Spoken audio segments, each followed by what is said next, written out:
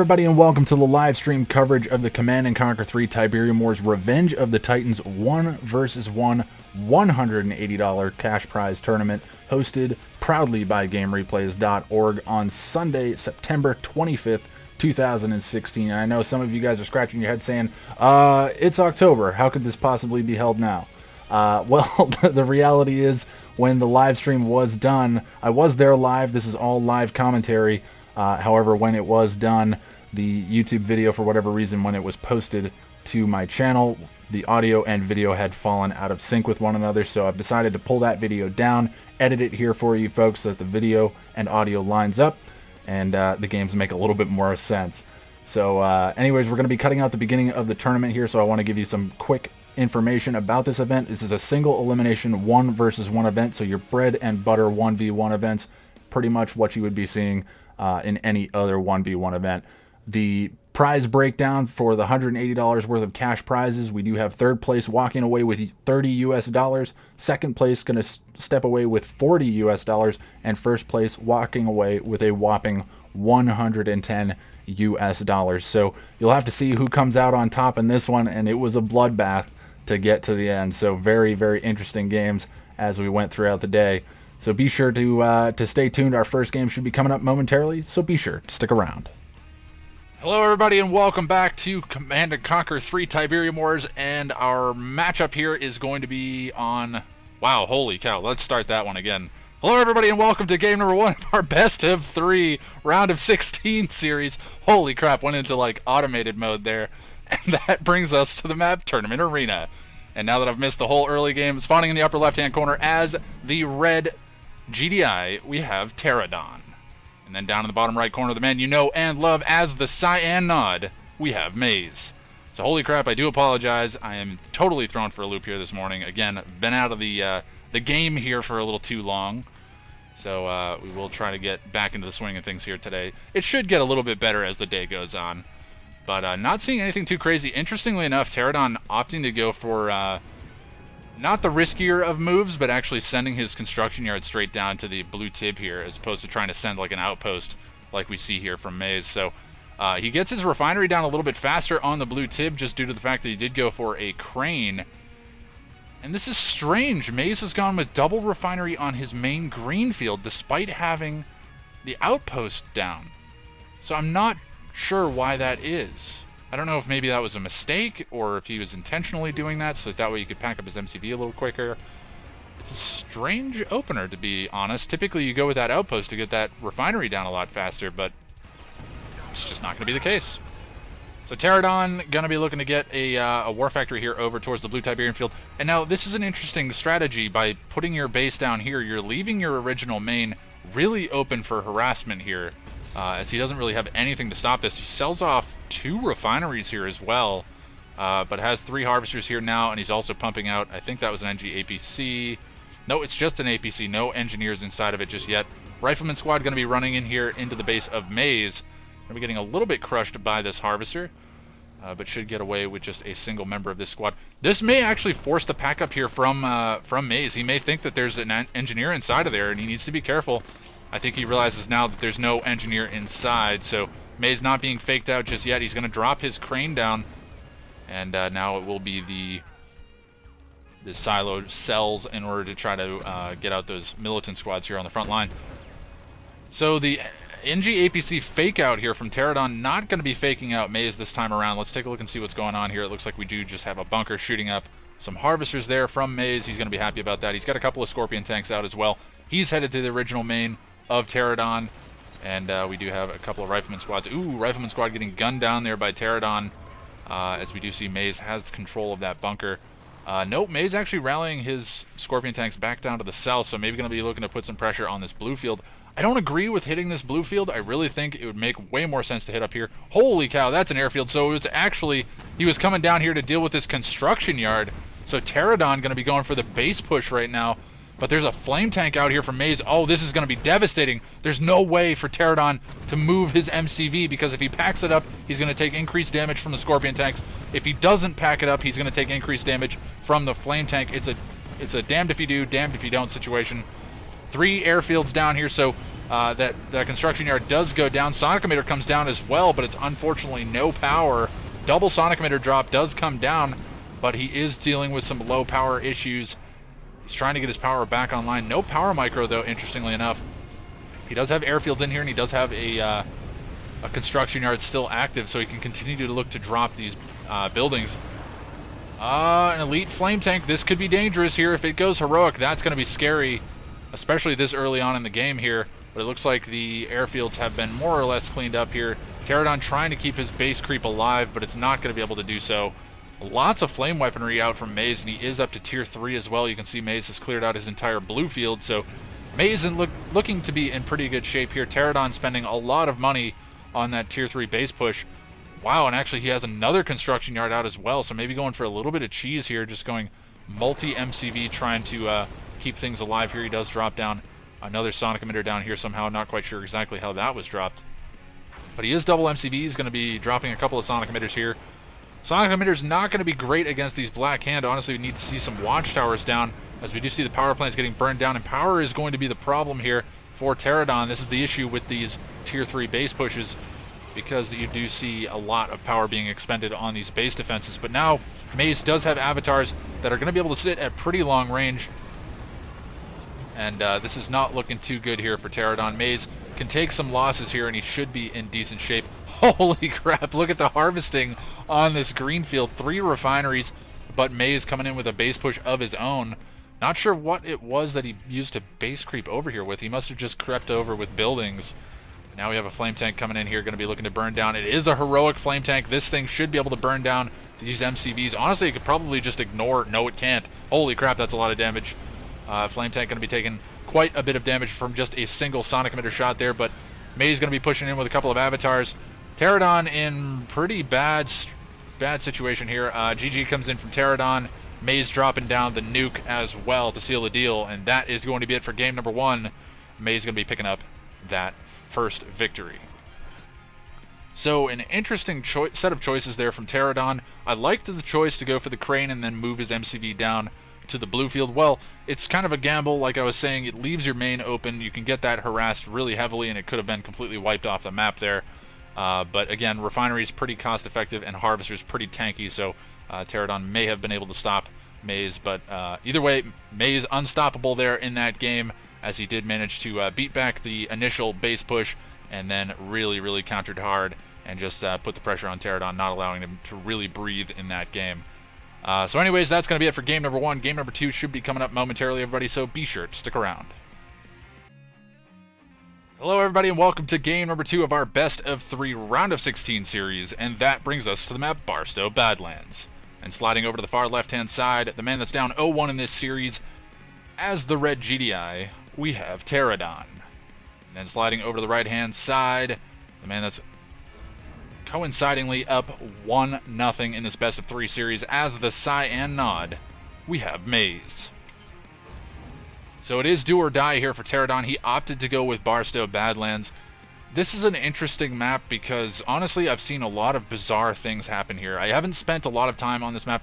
This is interesting, too. There's an engineer and a rocket squad out here from Pterodon, so maybe going to be looking to go for an NG APC to come up and secure the tip spike in the middle. But there is a Black Hand squad coming through the middle of the map here for Maze. Going to be looking to secure that tip spike for himself. So probably a smart decision here from Pterodon to keep that stuff back at home. He wouldn't have been able to get it there in time. Or he would have just lost the tip spike after he captured it anyways. But Maze with good control on the side lanes here. Side lanes, that's my League of Legends coming out. On the side areas here of the map, top and bottom going to be pretty well scouted here by Maze, as he does have both garrisons. It's going to be an airfield opener here from Pterodon, so this is very interesting. It's going to be Bloodhounds coming in as well, so a rocket squad and an engineer inside of that. So the NG APC is going to be headed down to the south, but it will be spotted here. Again, the issue with this airfield opener is that it's pretty easy to get scouted, especially on a map like this. Well, actually, it hasn't been scouted yet, but surely Maze will know what's up once he sees the veteran pit bulls and stuff like that. He'll know exactly what he's up against. So APC down on the bottom side, he's likely going to know that this is the NG APC down here. Maybe he'll be faked out. No, actually, this one has rocket squads, which would be firing. So he'll know which one is which. The question is, will Maze be able to stop it? He should be able to. He's had plenty of time to react to this. He's got 2 hands of Nod pumping out rocket squads here. But now the Orcas should be coming in as well. Orca's going to be flying in right now, unfortunately wasting a shot on that bunker. Not what you want to be seeing. And they're going to be forced to focus down. Oh, but... Oh, packs up the MCV. Wow, that was an interesting strategy. I haven't actually seen that yet. Forces the pack up of the MCV and then follows up with the Orcas to kill the MCV. That was interesting to say the least, but the no capture here from Pterodon. He would have preferred to capture that MCV, that's for sure, but I'm sure he will be fine with taking the kill there. Now Maze with a decent number of infantry and Raider Buggy's going to be moving out here. More than likely going to be looking to camp the airfield here of Pterodon. And he's all in? No.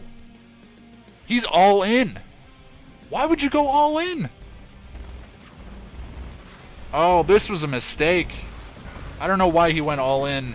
This was a mistake. But Maze, he's going to be playing this one out properly. I mean, he's just got to wait out the bombs here of these Orcas. And, I mean, this airfield's the only thing that Pterodon can produce off of. I mean, he's got a mutant hovel. That's not something you see every day. But the problem is he's going to be struggling on cash here pretty soon as we see the rocket squads here from Maze going to be rolling up into the party. And again, just taking a look in the base of Maze, he's already got his MCV back. So this game is pretty much wrapped up tight.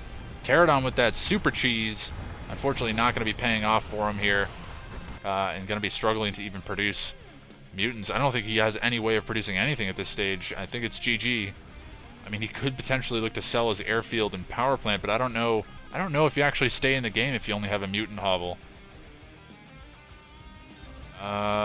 This is interesting. LOL coming in from Maze. I agree. He's probably a little confused here. Maybe he actually sees the mutant hovel. I'm not quite sure, but... Well, we can actually say that we've seen a mutant hovel captured in a tournament game. That's not something I was expecting. GG, well played coming in from Pterodon. That's likely going to be it here, and we should be seeing that going down. And there goes the only mutant squad on the field, and Pterodon has been defeated in a quick 2-0 victory here for Maze. So 4.5 minutes, and we saw an airfield opener.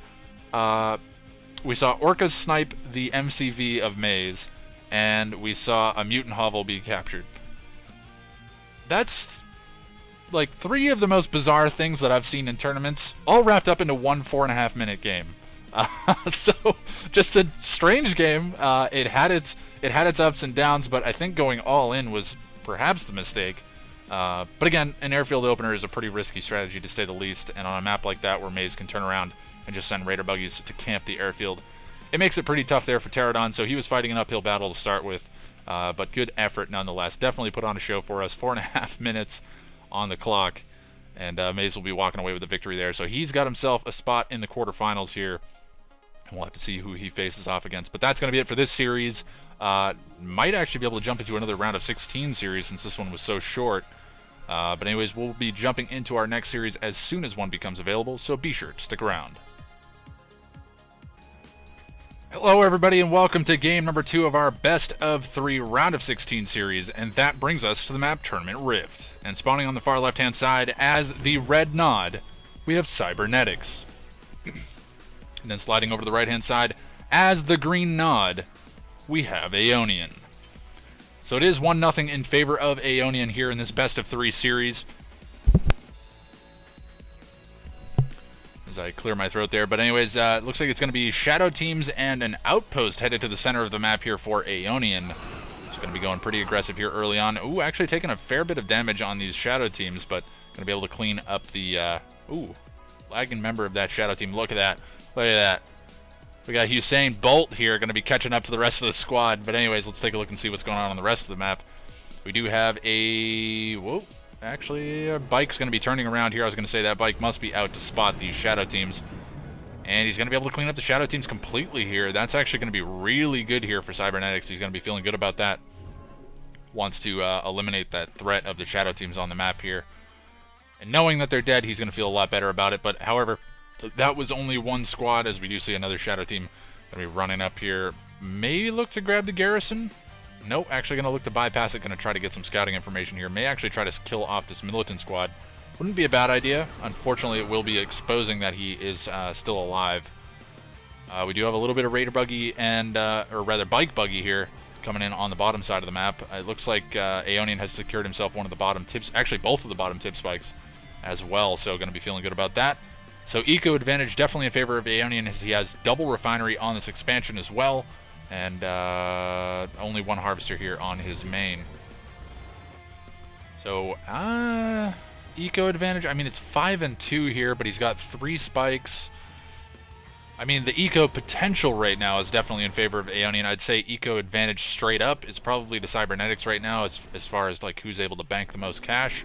But more money has been spent on eco here for Aeonian. Again, vamping a little bit because it's a little bit slow here as the game is progressing on. These guys are just continuing to eco up here. Cybernetics with a small bit of bike buggy around the map here, just likely getting some scouting information, but Aeonian's going to be able to clean up that buggy that was coming in to get some scouting information in the middle of the map. But now Cybernetics does know that Aeonian is there. A couple of bikes out here from Cybernetics going to be falling back. Unfortunately, going to be taking some losses here as they take some shots from the bikes here from Aeonian. So good trades here coming in from Aeonian, exactly what you would be expecting. Shadow Team is still alive here for Aeonian as well. A couple of militant squads from probably some sold off structures going to be coming up here. Really wants to get rid of this garrison. I'm not sure. I mean, I guess it makes sense to clear that garrison. He's spending a lot of time and effort on this, and is actually going to pay for it with a lot of bikes as well. So taking some really cost-ineffective trades there just to deal with the garrison, and potentially his tip spike going to be getting sniped anyways. I think we did see some Scorpion tanks coming out from Aeonian, so it is double War Factory, triple War Factory Scorpion tank production here coming out from Aeonian by the looks of it. Let's see if it is Scorpion tanks on all 3. It is. So going to be triple War Factory production here. Small force of, well, actually a decent sized force of bike buggy here coming in from Cybernetics down on the bottom side. It looks like he's going to try to sneak in down and around here and look to come into the original main of Aeonian. But the problem is this isn't where the majority of the refining is being done. And this means that his forces are going to be out of position to deal with his Scorpion tank force that is now moving into his original main. Cybernetics in bad shape right now. He's going to be taking a lot of damage on these harvesters that are docking. That harvester will get pulled again. Harvesters in Tiberium Wars a lot more tanky than in Kane's Wrath, so they can take a few more volleys than you would expect a harvester to be able to take here. And more harvesters going to be taking damage here, and one will go down. Another one being spotted. Not quite sure how it was spotted. It will go and re-stealth itself. Nope, he's actually going to focus fire it down. So Aeonian kind of spreading fire around here, but he's getting some really, really good trades right now as he's going to be able to come in and just clean up this War Factory. If nothing else, he could have camped it. Honestly, it probably would have been better to just leave it and just camp it. But we will be seeing more and more of those Scorpion tanks rallying into the base here. Aeonian looking to be in real good shape here in this game. The MCV now under fire. Laser turrets being forced to be dropped. GG coming in from Cybernetics, and it's looking like that is going to be it here. Aeonian going to clean himself up a 2-0 victory. So again, a pretty dominating performance here. 5 minutes and 10 seconds on the clock, just under that, in fact. And it's going to be coming out in favor of Aeonian. So just seemed like Aeonian knew what he wanted to do there in that game and executed on it. Very well played to him, and what we would expect here from one of the best players in the game. Hello everybody, and welcome to game number 1 of our best of 3 round of 8 series, and that brings us to the map Pipeline Problems. And spawning on the top side of the map as the pink nod, we have Worlds Dominate. And sliding down onto the bottom side of the map, the legend himself as the red nod, we have Bike Rush Owns. So this is game number 1. It's anything goes here. Pipeline Problem is going to be the map choice as well. So, or rather the selected map here. These guys don't get to choose this one, but they will get to choose the next 2. Potentially the next 2, maybe even just the next 1. We'll have to see how this series shakes out here. It is going to be lots of blue tib here for both of these guys, and it's looking like pretty mirror builds here for both so far. Nothing too crazy coming out from either side. We're seeing just some scouts being sent around the sides and through the middle of the map. It looks like Bike Rush focusing more on the left-hand side of the map rather than the center, but he does have a scout here as well. Worlds Dominate actually opting to go for the expansion point here in the center of the map, so very interesting choice. That's always risk versus reward strategy there, as you do potentially lose your engineer if you don't keep it safe, especially as Nod. But it looks like Worlds Dominate going to be winning out on the left-hand side. That scouting engagement there. Let's take a look and see what happens here in the middle. And I think Worlds Dominate wins that one as well. So winning the scouting engagements all around the map here. Going to be feeling really good about that. Bike Rush going to be forced to draft some more militant squads to try to keep his base clear here. And this means that Worlds Dominate he'll have free reign of the middle of the map. Oh my god, it's Triple War Factory. What the heck is this? He's all in. Triple War Factory all in. Oh my god, Bike Rush has no idea this is here. He's sending a militant squad here. He's going to see the Triple War Factory. He should have enough time. He's got blue Tib. This is risky from Worlds Dominate. This is really risky here from Worlds Dominate. It's already tier 2 here for Bike Rush. If he gets up tier 3, this is devastating. But Scorpion Tank going to be getting killed pretty much straight away. No, actually, it is still alive. Amazingly enough, it will finally go down. But Bike Rush going to be forced to build Scorpion Tanks here on the front lines. Not going to have enough money to actually build tier 3 more than likely. Harvester going to be taking a lot of damage, being pulled back into the mix here. And the question is, will Bike Rush have enough to hold off against this? He's killed 2 Harvesters, I believe, so both of the Harvesters on that green field. Now the blue Tib Harvesters are going to be under fire here, and this is a lot of bikes coming in here from Worlds Dominate. And a Harvester going to be getting focused down here as well, so Bike Rush losing a Harvester there. And he's only got 2 more he's got 3 more Harvesters, but they're all empty. So Bike Rush really struggling for eco right now. He's got 2 Harvesters back out again, but he doesn't have anything to deal with these bikes. Just doesn't have anything to deal with these bikes. And Bike Rush has been Bike Rushed. This is a rough situation here. Another Harvester going to be moving through the middle. It's going to survive for just a touch longer, but it will go down. Another bike volley coming in there from Worlds Dominate, going to take that down. Only 1 Harvester remaining here for Bike Rush by the looks of it. No, he's actually rebuilt a Harvester here, so Bike Rush is still in this game. Unfortunately, that Harvester will be going down, rallying back into the fray here a little bit too late in the game. So Bike Rush in really bad shape right now. A lot of Raider Buggies coming out here from Worlds Dominate as well. Could potentially look to see him sell off 1 or 2 of these War Factories and look to recover and go back into an MCV here. He's got a lot of units out on the map here. He's got a lot of pressure as well as a result, so I don't think he needs all of these War Factories. Honestly, selling up and going for another MCV would probably be the smart move at this stage. Try to keep yourself safe for the long haul here, because if Bike Rush is able to recover out of this, which he's kept himself alive long enough here to be an issue here for Worlds Dominate. And it's a lot of Raider Buggies out here, but Scorpion Tanks are dealing with the attack bikes here, so Bike Rush may in fact be able to hold this. He just needs to keep these Harvesters alive, and the problem is these Harvesters are now getting shot up here. If these Harvesters go down, it's probably going to be GG. There's really no way for Bike Rush to even possibly recover at this stage. He does have a full load of Tiberium here, so he's not out of it just yet. He's going to sell his MCV as well. Pretty late on the MCV sell here from Bike Rush, maybe thinking that he was going to be able to hold it, but Worlds Dominate off of that blue Tiberium. He's got a lot of Raider Buggies here, only a couple of bikes out, but honestly, there's just so many units. Now, if it's just straight up Scorpion Tank spam, I think Bike Rush will be able to hold, because these Raider Buggies won't be able to do all that much damage. He actually sells up his refineries as well. No, this may in fact be it here. I don't quite know what Bike Rush is going to be able to do. He sold off his refineries, which is an interesting choice. Now he's going to sell up his War Factory. GG comes in from Bike Rush, and Worlds Dominate going to pick himself up. Game number 1.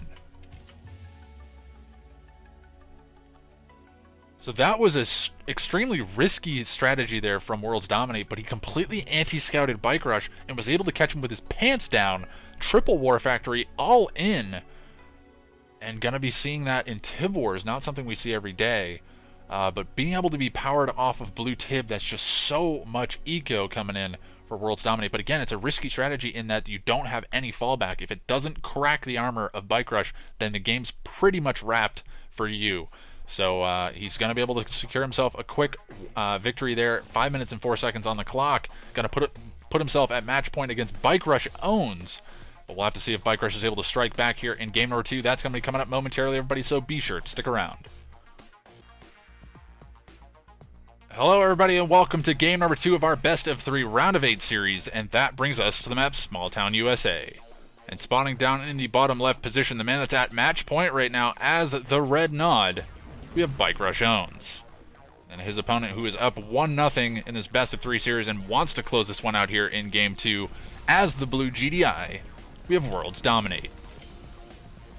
So again, it's a strange twist of fate here for Bike Rush to be down 0-1 in this best of 3 series. But he got Bike Rushed. Bike Rush got Bike Rushed. Pretty interesting set of events there, but just good early anti-scouting there from Worlds Dominate. Going to be paying dividends there for him and allowing him to completely catch Bike Rush off guard, which is not an easy feat to accomplish here. So very interesting indeed. But Bike Rush is going to be getting his militant squad shot up a little bit there, but he's going to be able to secure the garrison nonetheless. Center tower, though, going over to Worlds Dominate. He's going to de-garrison that. I think that was a mistake. You definitely don't want to give up that center tower under pretty much any circumstance. But Bike Rush will be sending a Raider Buggy out this time around, going to be realizing that the scouting is going to be important. It is double refinery here for Worlds Dominate, so nothing too crazy coming out from him just yet. So no War Factory yet either, which is interesting. Bike Rush on the other side has double refinery and single War Factory. Already has a Hand of Nod as well, so... oh, that's why we have a proxy base here. Worlds Dominate sent a surveyor down to the bottom side of the map, and this is going to be spotted here by Bike Rush. So very good scouting path here from Bike Rush, realizing to go down to the south. And Worlds Dominate does have an NG APC, probably just going to look to steal the Tib Spike here. Actually, the Raider Buggy going down there for Bike Rush. Not what he wants to be seeing, but rocket squads will come out. The Pitbull gets absolutely obliterated, and now the APC will take a lot of damage here as it's trying to retreat. Should be able to get back to base. No, he's actually going to commit to trying to go forward. I think he's going to take some shots here from these rocket squads. Flame Tank going to come forward as well, and it looks like the Engineer did go down. So Engineer did try to get de-garrisoned in the trees. There's a Flame Tank out here from Bike Rush, going to be headed out straight through the middle of the map. Likely going to be able to clear all of these garrisons, but actually it looks like he's going to go straight into the base of Worlds Dominate. I like this choice here because there's really nothing from Worlds Dominate to actually stop this.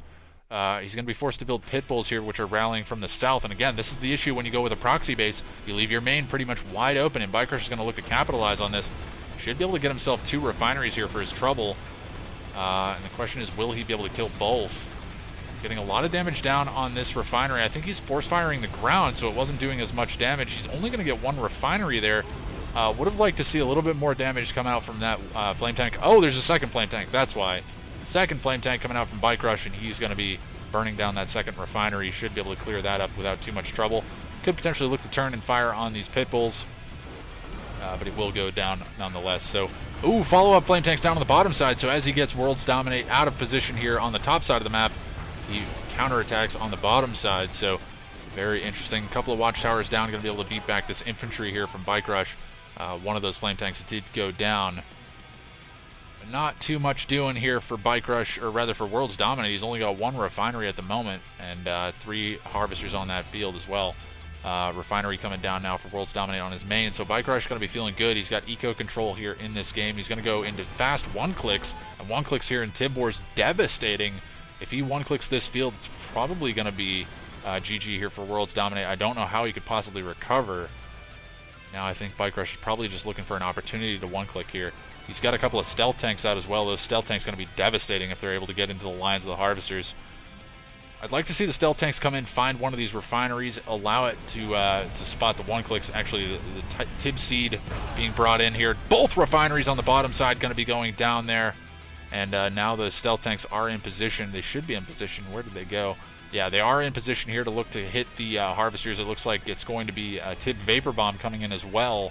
Flame Tank running up through the middle of the map, and this is not looking good here for Worlds Dominate, taking a lot of eco damage. Sells off his refinery, gets 300 credits back for that, and now he's going to get a fair bit of damage done to his only remaining refinery. But again, in the meantime, Bike Rush is being given pretty much free reign of the game. I think he does still have the Tib Vane detonation. I think that's still a support power here in Tib Wars. We're going to check it. We're going to check it. No, it's not a thing. Oh my god, I'm an idiot. Tib Vane's not a thing in Tib Wars? Really? Or did he sell it? No. Wow, so Tib Vane's not a thing in Tib Wars. Interesting. Anyways, Stealth Tank's going to be cleaning up the remaining infrastructure here from Worlds Dominate, and should be looking to crush the remaining infantry here. Just going to be getting spotted there, so that's why they were firing. But now Avatar's out on the map. Bike Rush, it's pretty much his game to throw at this stage.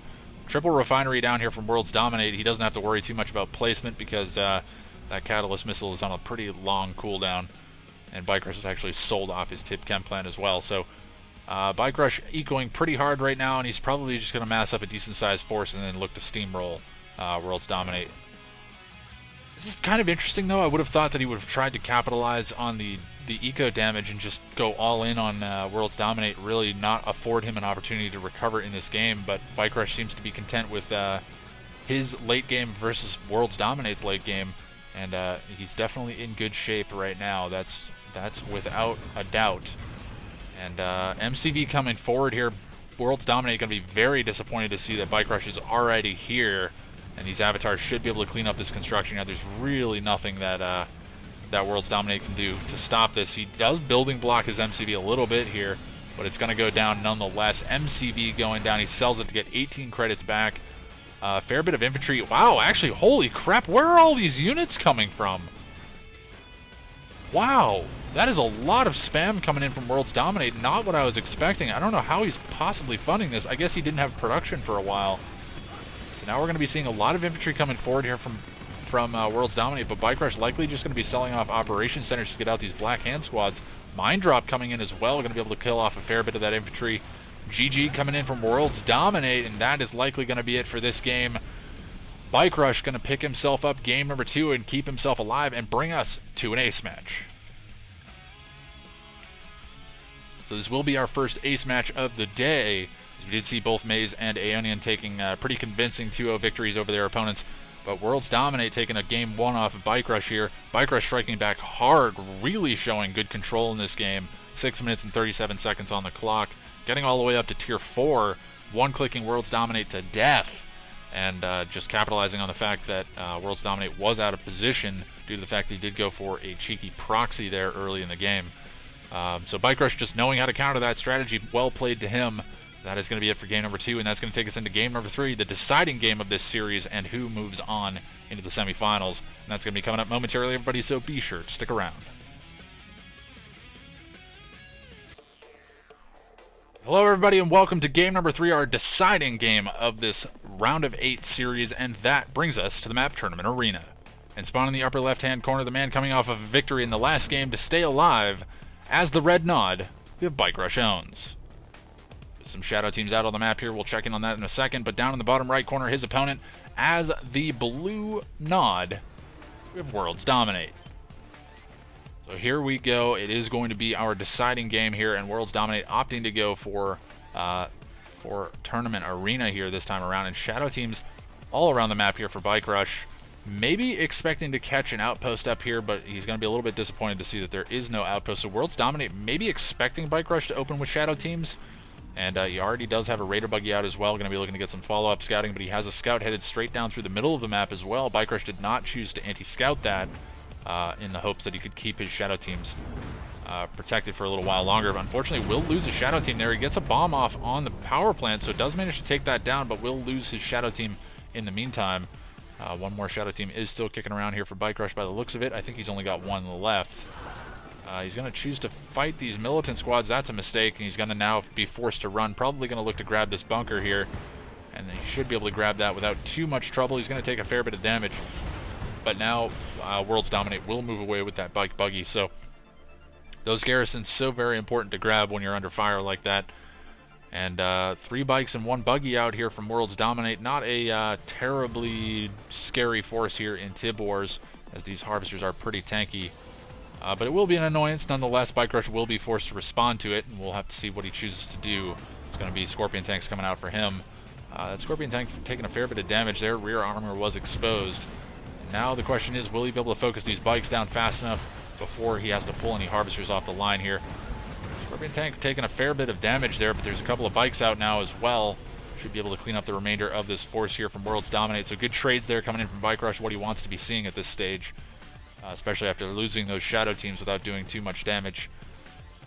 Harvester headed up to the blue Tiberium field here for Worlds Dominate. Actually a DC coming in from Bike Rush. We'll give it a second here to see if he's able to reconnect. I've never seen Bike Rush actually DC a game before, so my guess is he's just dealing with some technical issues. Would not jump to conclusions on that one just yet. Let's see.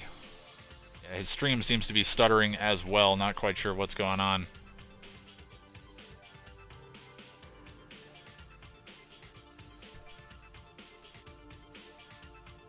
More than likely just a technical glitch here for Bike Rush. This one will probably get replayed. Worlds Dominate claiming that he's sure that he's winning. I would disagree. It's definitely not conclusive by any stretch of the imagination.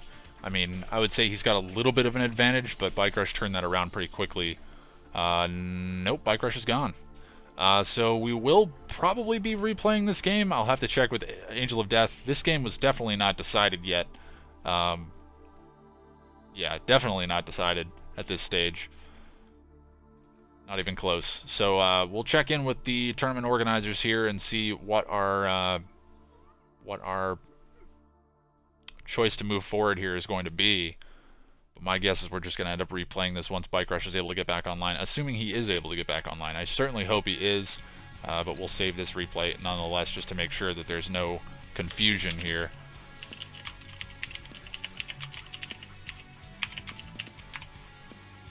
Alright, so I will check in with the tournament organizers and I'll keep you guys updated once I know more, but my guess is we'll be headed into a repeat of game number 3 here coming up momentarily, everybody, so be sure to stick around. Hello everybody and welcome to game number 3 of our best of 3 round of 8 series, and that brings us to the map Tournament Arena. And spawning in the upper left hand corner as the orange nod, we have Worlds Dominate. And sliding down to the bottom right position as the red nod, we have Bike Rush Owns.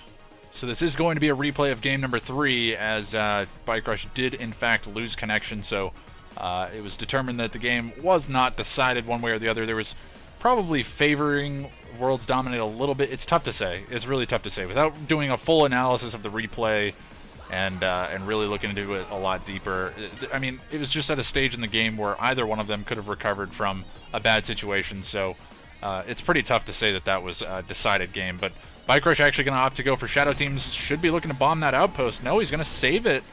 He's going to save his bombs. Going to instead look to bomb the refinery when it's dropped.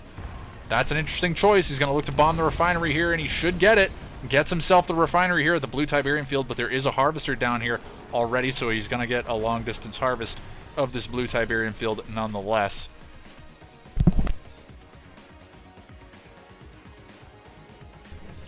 I am struggling with my voice here today, so I do apologize if I have to keep cutting my mic off. But anyways, these bunkers going to be getting shot up here by the forces here of Worlds Dominate. Bike Rush realizing that he has to get these forces on the move. He's actually going to keep on the move with this harvester, which is interesting. Maybe going to be looking to follow it here for... he's got a squad here that could be looking to grab that garrison, but maybe going to be following it, just trying to make sure that it goes back to base, so that way he can track it down with some bike buggy later on. But Bike Rush is going to run straight into the base here of Worlds Dominate. He's going to actually bomb one of the power plants and then immediately pack up, or rather go into flight mode here. However, now he's going to take a lot more damage from these bikes because they become an aerial unit and they take increased damage from these rocket fire. So that's why you're seeing the infantry actually taking a fair bit of the beating from these buggies, or rather bikes. Jeez, losing my train of thought here.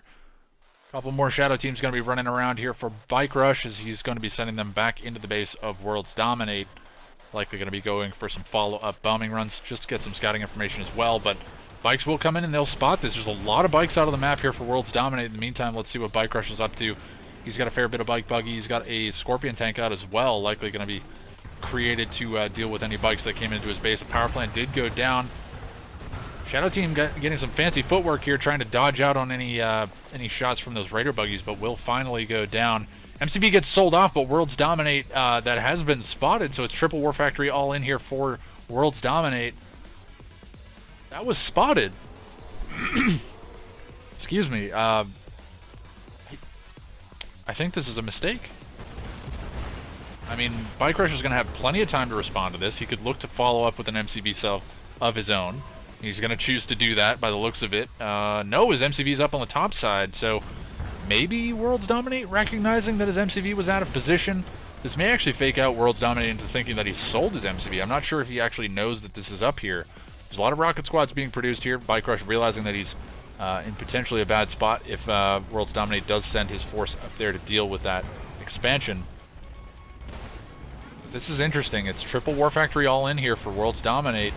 He's going to look to snipe himself a Harvester at the blue Tiberium field. Should be able to get it without too much trouble. Rocket Squad's in the garrison. I have to cut my mic again there for a second. But one Harvester did go down, and that Harvester had blue Tib in it as well. Scorpion Tank going to be getting shot up on the backside. So Worlds Dominate getting some pretty good trades right now, which is what he wants. This is exactly what you need when you're all in. You need to get cost-effective trades. And it's looking like he's going to clean up the Scorpion Tanks as well. Bike Rush not pulling them back to the War Factory here. And now his War Factory will be camped here by the Bike Buggy here from Worlds Dominate. And then once all of that goes down, he should be able to snipe the Harvesters here. But Bike Rush just has to weather the storm. He just has to survive long enough. If you can pull these Harvesters, keep them alive for a little bit here, get enough Scorpion Tanks out to deal with these bikes, he should be okay. And it looks like he's managed to deal with the majority of the bikes here. Follow-up bikes coming in here from Worlds Dominate. We can see them streaming across the map. It looks like one of the War Factories already sold off. Worlds Dominate, he's going to continue to keep the pressure up here, but I don't think it's going to work out the same way for him as game number 1.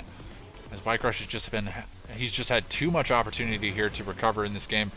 Drops a refinery on the expansion again, but pulls the Harvester straight away. Scorpion Tanks are in position to respond to this, going to be focusing down the bikes. Exactly what you want to be seeing in this situation, not wasting any shots on these buggies. And losing a lot of Scorpion Tanks here, but again, the longer this game goes on, the better it is for Bike Rush. He still has a build, and he still has additional refining capability. So it's double War Factory versus double War Factory, but the difference is there's a lot of eco in favor of Bike Rush right now. Worlds Dominate should be looking to sell up one of his refineries. Honestly, I think he needs to look to go into another MCV here, and that's likely what he's building at this stage. I think it's a little bit late, though, because Bike Rush now has an opportunity to get his eco established on this blue field, which is going to swing things in a huge way here for Bike Rush, as if he wasn't already in a decent enough position here. A couple of Scorpion Tanks a little damaged as they are rallying up to the top side of the map. Harvester did go down at the blue tip field, so Worlds Dominate going to be responding with the remainder of his bikes on the top side of the map, going to be sniping that Harvester. That was pretty important because that blue tip would absolutely spell the demise here of Worlds Dominate. MCV is out now for Worlds. And the question is, will he be able to get his eco established before the push comes in here from Bike Rush? Desperately needs to get that eco established, because if he doesn't, he's not going to have anything in the terms of production here once Bike Rush does show up, because he's going to be struggling for cash. Again, should be looking to sell up one of these refineries. Does not need both of them kicking around back that far, especially on a dry field like that. But Bike Rush seems to have a bit of trepidation here about moving across the middle of the map. Has triple refinery on this blue field. Looks like the bikes came in once again. We do have one of the militant squads going elite in the meantime. But Worlds Dominate selling up his War Factory. I think that's a mistake. Maybe trying to get out another Hand of Nod here. I would have preferred to see the War Factory kept around here, but maybe thinking that he wasn't going to be able to match the numbers here from Bike Rush, but it's going to be triple Hand of Nod. But the problem is Bike Rush can just run in and kill these Hands of Nod and eliminate these as a threat. But I don't know. It looks like Worlds Dominate should be able to hold this. There's a lot of Scorpion Tanks coming in from Bike Rush, but he's getting shot up here by rocket squads from across the Tid field here. But now Bike Rush is getting in and getting the crushes off on these rocket squads. And this is the problem with going with that triple Hand of Nod, and that's going to be it. The sell-up comes in from Worlds Dominate, and that is going to be it. Bike Rush secures himself the Game 3 victory. So despite DCing in the first portion of this game, I would say the preamble to this game, Bike Rush going to be able to come out on top in this game. Worlds Dominate probably not going to be too happy about that, considering he was really hoping that this game wouldn't get replayed, thinking that he had a significant advantage in the last game to be able to call it. But anyways, it is going to be Bike Rush taking Game 3, and that's going to secure himself a semifinals berth here and guarantee himself a cash prize, I believe, because I believe we have cash prize even for the 4th place position here. Let me see if I can find the breakdown. Let's see here. There's the announcement. No, only for 3rd place. So getting himself an opportunity for a shot at a cash prize, that's the important thing. And again, Bike Rush, a very strong player, so could be potentially seeing him in the finals if all things go to plan here for him. But anyways, that's going to be it for this series. Worlds Dominate has been defeated. Put on definitely a good show for us. That game number 1 was very powerful out of him. Looked a little bit strange for him in Game 2, but Bike Rush getting a lot of pressure here in Game 3. But Worlds Dominate opting to go all in, I think that was his demise. It was a good idea in theory, I guess, but I mean, Bike Rush saw it. There was plenty of time to respond to it. I think Worlds Dominate was just under pressure, thinking that Bike Rush had the eco advantage due to the fact that he got the snipe on the refinery at the blue field. So, interesting set of circumstances there. Going to be spelling the victory here for Bike Rush, and he's going to be moving on. We'll have to see how the rest of the bracket shook out, but we'll be checking in on that momentarily, everybody, so be sure to stick around. Hello, everybody, and welcome to game number 1 of our best of 5 semifinal series, and that brings us to the map Tournament Dust Bowl. And spawning on the top side of the map as the red nod, we have Bike Rush Owns. And sliding down to the bottom, his opponent for this best of 5 series as the purple GDI, we have Aeonian. So this is going to be a battle for the ages here, folks. Aeonian versus Bike Rush, a little bit of a grudge match between these guys, as I saw some smack being thrown in the lobby between these guys. Bike Rush claiming that Aeonian hasn't won much, quote-unquote, won much since latter Season 2. But Aeonian doesn't seem to be too rocked by that. Nonetheless, so we'll have to see if he comes out strong here. He's been looking real good here in these last couple of series. 2-0s, both of his opponents, to get himself into the semifinals, and he's going to be going for some form of an NG APC. Probably going to be looking to secure himself some tib spikes. May actually look to use this to do some damage here to Bike Rush. We'll have to check in and see what he chooses to do here. Bike Rush, in the meantime, going for a pretty standard build here. Does secure himself a tib spike on the left-hand side. Sends out a lot of militant squads to defend that as well. So he was up against random, so he didn't know what faction he was up against just yet. I don't know if he's actually spotted it yet. He definitely has now, as we do see that Raider buggy falling back. Watchtower being dropped here by Aeonian, maybe thinking that there's going to be shadow teams coming out. I mean, shadow teams pretty prevalent on this map here for Nod due to the fact that they can secure both spikes if they choose to go for shadow teams. So I'm guessing that's what this Watchtower is for. He's probably just trying to defend his power plants. But it's going to be a good thing here for Bike Rush. He's going to feel good about it. MCB gets packed up here, and nice reaction here from Bike Rush to keep that MCB alive, and he's actually going to go for the expand as well, so not even a bad timing on that pack up. Not sure if he was actually rebuilding something, but he's going to use this opportunity to send that MCB for the expand. In the meantime, Aeonian, what is he up to? He still has these 2 watchtowers kicking around. Again, I think really weary of the potential of shadow teams out on the map. He must realize, though, now that how much reaction Bike Rush was able to spend, that he does not need these watchtowers anymore. He could potentially look to sell those off. Anyways, looks like, okay, just infantry standing on Tiberium down there, and we do have harvesters galore coming out from Bike Rush, so very, very heavy eco here coming in from him. Realizing that Aeonian is not going for any kind of early pressure here. Could potentially see Aeonian look to go for some more NG APCs here. An APC does come forward, and it's probably going to be an engineer. There it is. Engineer does come out, but now there are Scorpion tanks on the right-hand side of the map here for Bike Rush as well. Rocket squads coming through the center of the map, likely going to be looking to grab some garrisons. Going to be feeling good about that, too. Going to need to see some Grenadier squads out of Aeonian to try to deal with that. Otherwise, it's going to be an annoyance here as he moves through the middle of the map.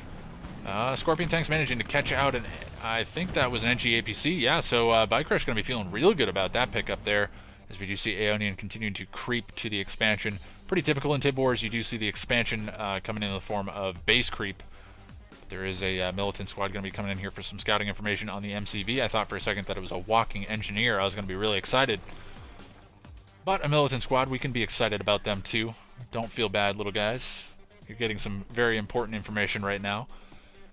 But tib spike advantage over in favor of Bike Rush right now. Nobody going for the right side tib spike. I think that Bike Rush would go for that due to the fact that he does have map pressure right now, but it seems like he's content with just doing his thing. Number of pit bulls out here for Aeonian. Going to be looking to put some pressure here on Bike Rush. Going to try to sneak back some of that map control here from Bike Rush that we've seen so much out of him so far. And a decent line of Scorpion tanks here going to be coming forward. Should be able to clean up these pit bulls or at least force them to fall back. And Aeonian is on par with his micro here. Going to be falling back. May lose a pit bull or 2, but no, he's going to get away with all of them. So going to be feeling pretty good about that. Harvesters are going to be just continuing to do their thing here. in the original main base. Probably going to be seeing a second refinery coming down here from Aeonian. Does need to be careful about his refinery placement, though, because that's going to be prime click opportunity here for Bike Rush. He already has tier 3 as well, so could potentially see it fast tier 4 here from Bike Rush. He does have a second MCV. That's taken a long time to build, so I imagine that's either going to be... It's either a refinery or it's tier 4. I'm not quite sure what it's going to be just yet here. We'll have to see. Pretty fast unpack here for Bike Rush. I'm kind of surprised by that. Is it tier 4? No, it's a refinery. Okay, so it's a refinery coming down from Bike Rush. So no one-clicks here coming in, as we did see a couple of Scorpion tanks going down there. Didn't spend too much time focusing on that, as we did know that that was going to favor Aeonian. Ooh, that's Predator tank will survive with just a tiny bit of HP. Meantime, we do have Pitbulls back on the left-hand side of the map, but going to be getting caught out here by the Scorpion tanks here from Bike Rush, and he's actually getting a surround. Not sure if that was intentional or not, but he's going to get a really good positioning here on these Pitbulls. Actually trading 1-for-1 Scorpion tank for Pitbull. Now a second Pitbull going down there. Going to be favoring Bike Rush here, as he's going to continue to push forward. And we do hear Tib Catalyst Missile. Where's it going to hit? It's going to hit the expansion. 2 refineries going down, not a lot in the way of harvesters going down, though. 2 very low on HP. Aeonian going to pull those immediately back to the War Factory for repairs. Smart move there, as we could see potentially some follow-up one-clicks here from Bike Rush. Actually, we did see that. Follow-up one-click came in from Bike Rush. Going to look to take down the refineries at the original main. There is still 1 refinery here from Aeonian. And again, this is the problem with base creep. When you base creep like this, you're usually putting your refineries pretty close together, and that just makes it so easy, especially in Tib Wars, for that Tib Catalyst Missile to be so effective. Number of avatars out here from Bike Rush, and looks like it is going to be Mine Drop, maybe? Great Mine Drop from Bike Rush. Perfect Mine Drop, in fact.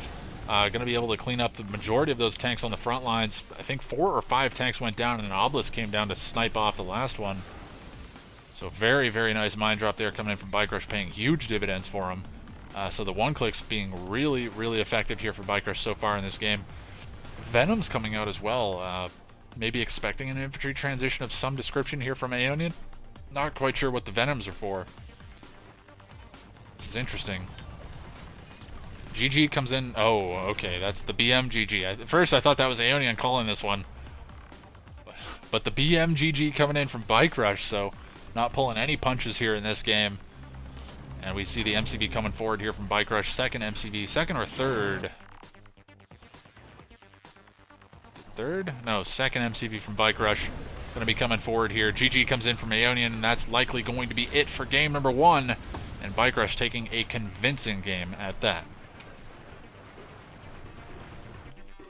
It's a very strong showing here from Bike Rush here in game number 1. 7.5 minutes on the clock, just under that. But you can see, let's take a look at the resources tab. Look at that eco advantage to Bike Rush, just insanely high eco advantage. Aeonian being a little bit too cautious, thinking that Bike Rush was going to go for shadow teams, and Bike Rush maybe mind gaming him into thinking that he was going to do it. But Aeonian did flatline for economy there after getting one-clicked for a short period, but manages to recover towards the later portion of the game. But the eco disparity there was pretty significant, upwards of 30,000 credits at that stage in the game. So pretty significant difference there, and that's going to be it for game number 1. Bike Rush up 1-0. It is best of 5, so it's first to 3. So we'll have to see if Aeonian's able to strike back in game number 2. But that's going to be coming up momentarily, everybody, so be sure to stick around. Hello, everybody, and welcome to game number 2 of our best of 5 semifinal series, and that brings us to the map Small Town, USA. And spawning down in the bottom left position as the blue GDI, we have Aeonian. And sliding up in the top right position, the man that's up 1-0 in its best of 5 series, as the red nod, we have Bike Rush owns. So again, it's 1-0, so it's not match point or anything here for Aeonian, but he definitely wants to strike back in this game. Otherwise, he will end up 0-2 in this series, and that's not where he wants to be. And Stusa going to be the map choice here for Aeonian. So we'll have to see what he's got up his sleeve here for this game. Bike Rush, we did see a game from him earlier on this map, and he was looking pretty dominating against, I believe it was Worlds Dominate. No pun intended there. It just happened to be that way. But yeah, I'm not sure what these guys are going to choose to do here. It looks like Aeonian is going to send an NG APC up to the top side of the map, and the question is, will there be another one for the bottom side? And I don't know. I don't think so. It looks like it's going to be a second refinery coming down here from Aeonian. It's looking like it's going to be a base creep as well, based on the positioning of these buildings. Thought I heard a structure cell. That's what threw me off for a second there, but we won't worry about it too much. 3 bikes out here from Bike Rush. Should be able to deal with this APC, no problem. Engineer jumps into the garrisonable structure as well. Actually, that NG APC went straight up the guts, not through the top side, which I would have thought. Not sure where the engineer went. Did the engineer get sniped? How did that happen?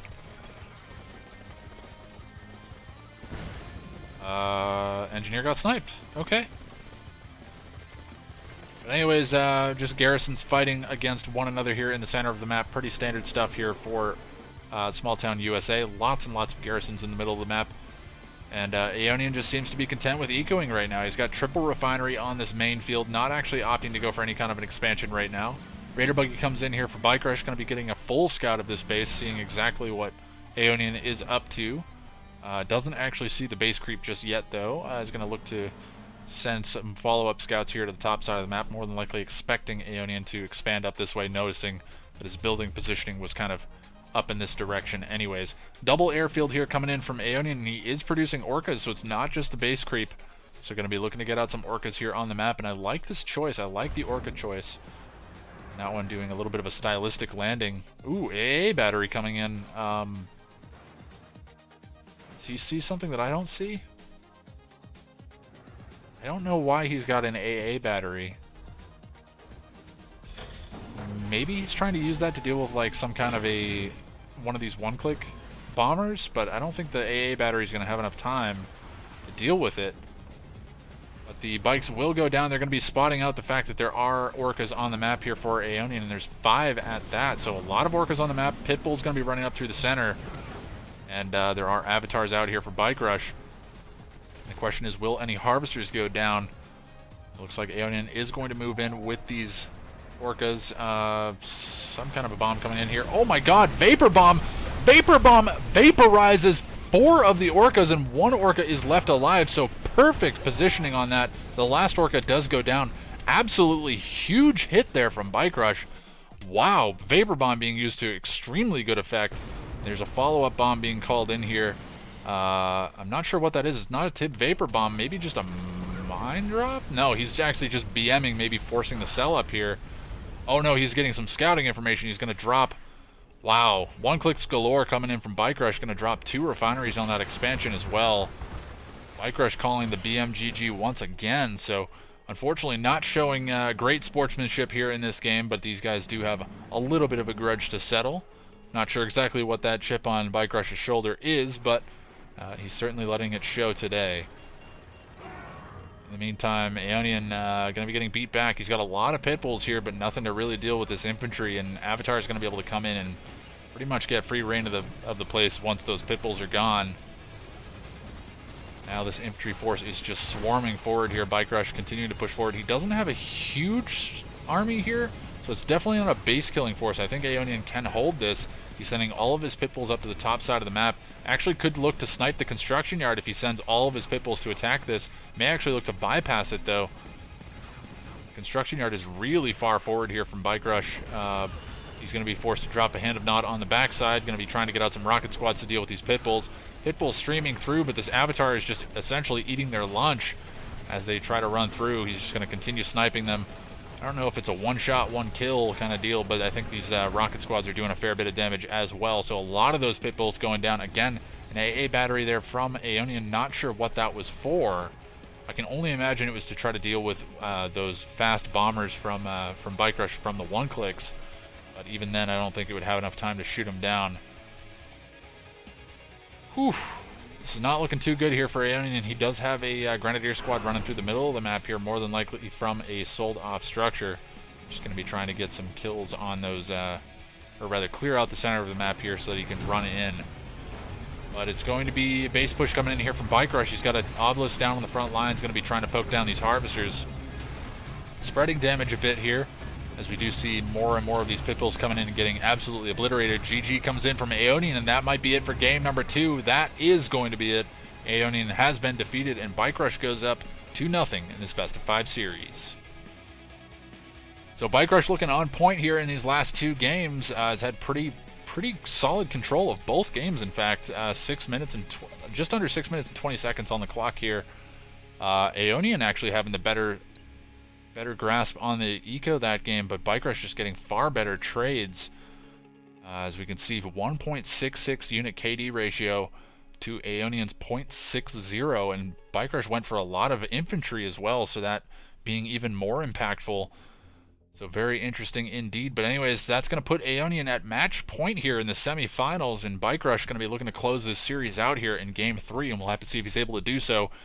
And that's going to be coming up momentarily, everybody, so be sure to stick around. Hello, everybody, and welcome to game number 3 of our best of 5 semifinal series, and that brings us to the map Pipeline Problems. And spawning on the top side as the yellow nod, we have Aeonian. And sliding down into the bottom right position, the man that is sitting with 2 victories to nothing in this best of 5 series as the red nod, we have Bike Rush owns.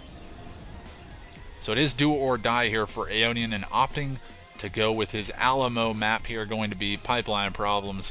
Needs to hold the line here and secure himself a victory to stay alive, and in turn will have to win the next 3 games to get himself a spot in the finals. Alternatively, Bike Rush just needs to pick up a victory in one of the next potentially 3 games, and he should be good to go here. So the pressure's definitely on here for Aeonian, and the question is, will he be up to the task? Will he be able to put Bike Rush down here in these next 3 games? It's going to be a struggle, but doing it 1 game at a time is the trick here. We'll have to see if Aeonian's able to get into that mindset and just start plugging away and doing his thing here. So anyways, it's just going to be standard eco here from Aeonian by the looks of it. Standard eco coming in from Bike Rush as well. Really not a whole lot to be said in this early portion of the game. We do see a couple of scouting squads here from Bike Rush. That's the only main difference. This is very interesting. Aeonian opting to not scout Bike Rush at all. Which is a risky proposition, especially when you're down 0-2. Maybe that's what Bike Rush was counting on, and that's why you just went straight up eco. But either way, these guys are going to be pretty much mirror builds, and Aeonian will get the better hand of that scout engagement here in the middle of the map, and he's going to be able to counter scout now.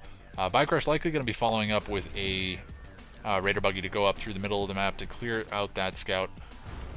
We do see a Raider Buggy actually on the right side, going to be spotting out the fact that Aeonian has gone for bikes. He is triple War Factory bikes right now. Is he going to MCV cell?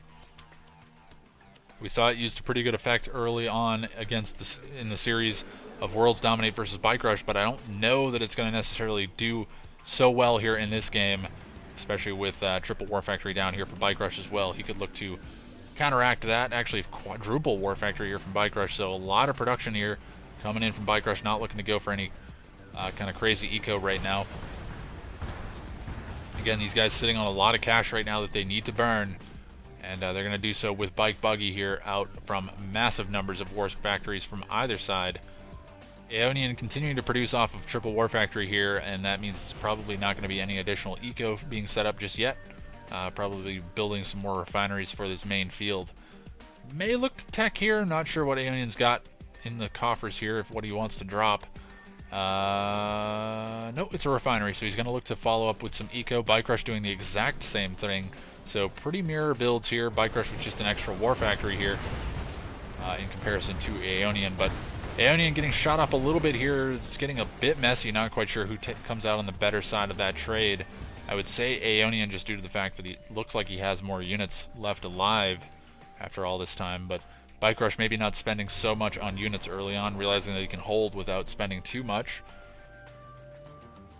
No, I think he actually took some bad trades, actually. I think he lost a lot of Raider Buggies and stuff early on.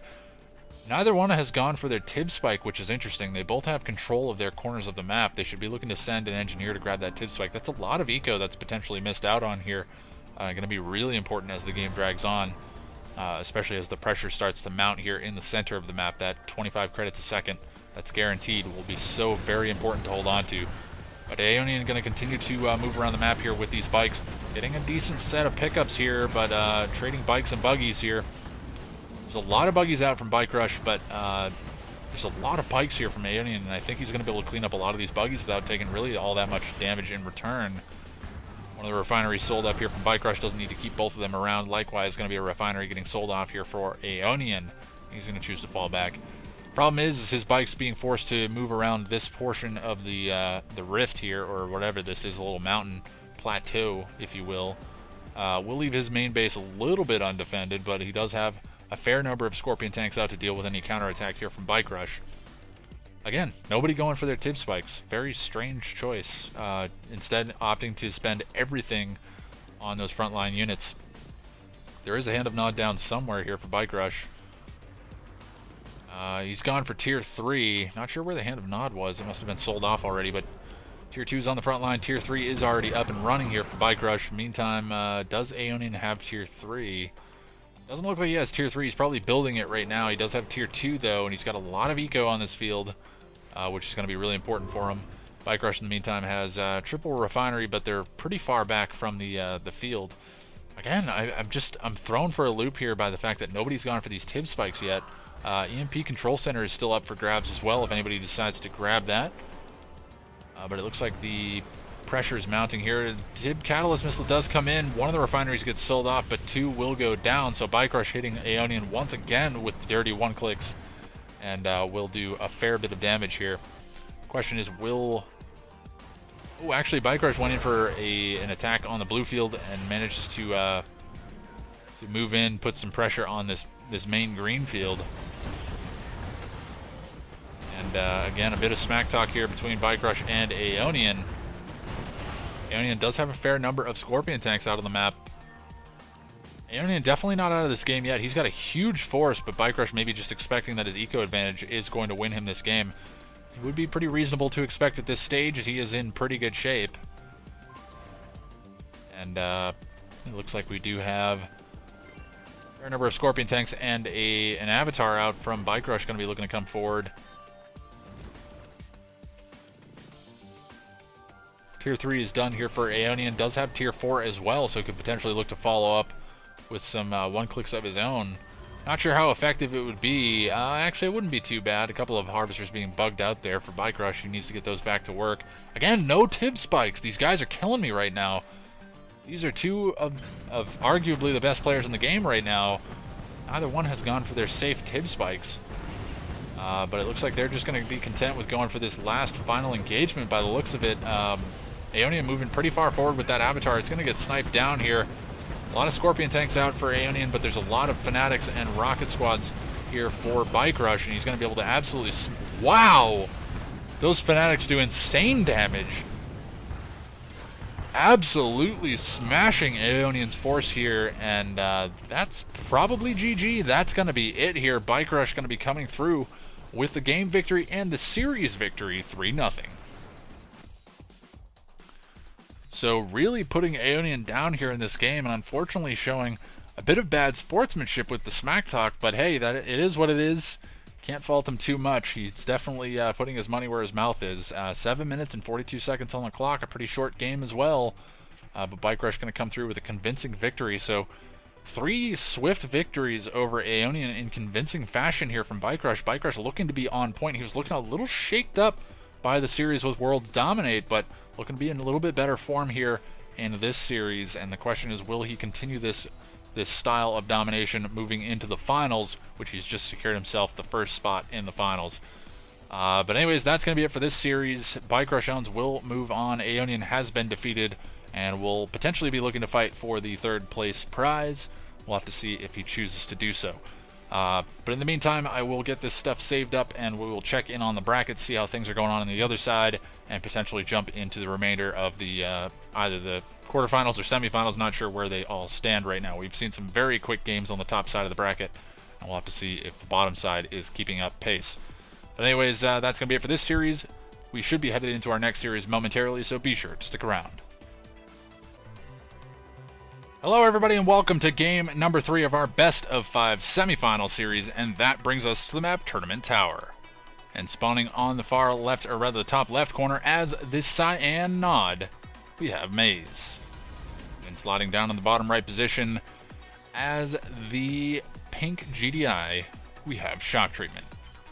So it is 1-1 here in this series, and Maze was kind enough to stop the countdown at, I think it was 1 that he said, like it counts from 5 to 1. He managed to stop it at 1 as he saw the message from me asking to open up the lobby. So he threatened to kick me out of the series if I didn't give him a shout out, but I was going to give him a shout out anyways. So in fact, I shouldn't have given him a shout out. Yeah, screw you, Maze. That's right, you got it. Anyways, headed into this game, we're going to see pretty standard play here from Maze by the looks of it. Pretty standard stuff from Shock Treatment as well. Looks like it is going to be an Engineer APC coming in here, or rather NG APC coming in from Shock Treatment. Could potentially look to steal away the tip spike here from Maze, but alternatively he could just send it straight up through the middle and look to put some pressure here on Maze, force him to sell up a refinery or something if he chooses to drop it on the expansion, which they normally do. But anyway, Scorpion Tank coming out here from Maze. A couple of Scorpion Tanks out, in fact. However, there is a Rocket Squad inside of there, so he's going to be garrisoning the Rocket Squad inside. APC Engineer does fall back to base. Not sure where it's headed. Looks like it's going to go to the top side of the map, so probably going to look to secure the tip spike here for Shock Treatment. Down on the bottom side, we did see, it looks like Maze getting shot up a little bit here by Shock Treatment's garrison, but will survive with just a tiny bit of HP. More Harvesters coming out here from Maze, so pretty standard eco play here coming out from him. Actually, Maze preemptively getting another hand of Nod out. Going to be looking to send out an additional Engineer to secure this tip spike back for himself as soon as he can. And the question is, will he get there in time to make that Engineer not worth it? But I don't think he will. That's 25 credits a second is no joke. You get that pretty quickly here. So Shock Treatment will have his Engineer paid for pretty quickly, and then the question is, it looks like Maze should be able to get in there and capture that without too much trouble. So not a whole lot going on here in the early game. A little bit of NG APC shenanigans, but not so much to be worried about. There is a Rocket Squad and a Rifleman Squad in that tower structure there, so Shock Treatment does have control of the middle of the map for a short time here. However, Maze can look to clear that out with flame weaponry at any stage. Looks like he's going into Tier 3 by the looks of it. He has Tier 2 already. Scout on the bottom side of the map as well, so neither one really putting on too much pressure here early game. It looks like they want to play this one out a little bit later on into the game, and it looks like another NG APC out from Shock Treatment going to force Maze to react to this once again. However, Maze has already reacted to this. He's got a couple of militant rocket squads here in these garrisons, could look to shoot up the NG APC as it drives into range, but actually Shock Treatment sending this one back down through the middle of the map, maybe realizing that there's not a whole lot in the way of pressure here from Maze. However, Stealth Tanks out here from Maze now, going to look to come forward. Ooh, Stealth Tanks against Pit Bulls, not a great situation here for Stealth Tanks. Forces the sell-off of the refinery there. Engineer does go down in the meantime, so that APC will get burned down eventually. Ooh, Stealth Tank gets pulled at the last possible second. Very low on HP, though. In the meantime, it looks like we do have some Scorpion Tanks down on the bottom side of the map here for Maze, looking to go for an opportunity to poke in and maybe look to take down the tip spike here from Shock Treatment. These tip spikes are so very important here on this map due to the fact that there is pretty low eco on the entirety of the map, so those tip spikes just being so much more important. Walking Engineer down on the bottom side of the map here for Shock Treatment, but I think he's going to be a little bit disappointed. There's a couple of Stealth Tanks here from Maze, which once he realizes that they're there... Ooh, actually, nope, that Engineer is as good as dead. It's definitely been spotted, and those Scorpion Tanks will not let it get away. There's just no way that that Engineer gets away. Maze will sit here and micro these tanks around. He's going to finally get the crush eventually. We'll check in a minute just to make sure, but Juggernaut's out here for Shock Treatment. He's going to look to focus down the GDI Logistics Center, the center tower there, as we do see a Black Hand Squad that came forward and cleared that one out. So a Saboteur down on the bottom side of the map here for Maze. Looks like he's going to try to grab himself a Tib Spike and a Black Hand Squad to come forward and pave the way for him. A number of Stealth Tanks down here as well. Going to be looking to maybe look to put some pressure on the Harvesters. Could look to snipe some tech as well. Upgraded power plants, that wouldn't be a bad kill either. So he's going to actually focus down the upgraded power plant.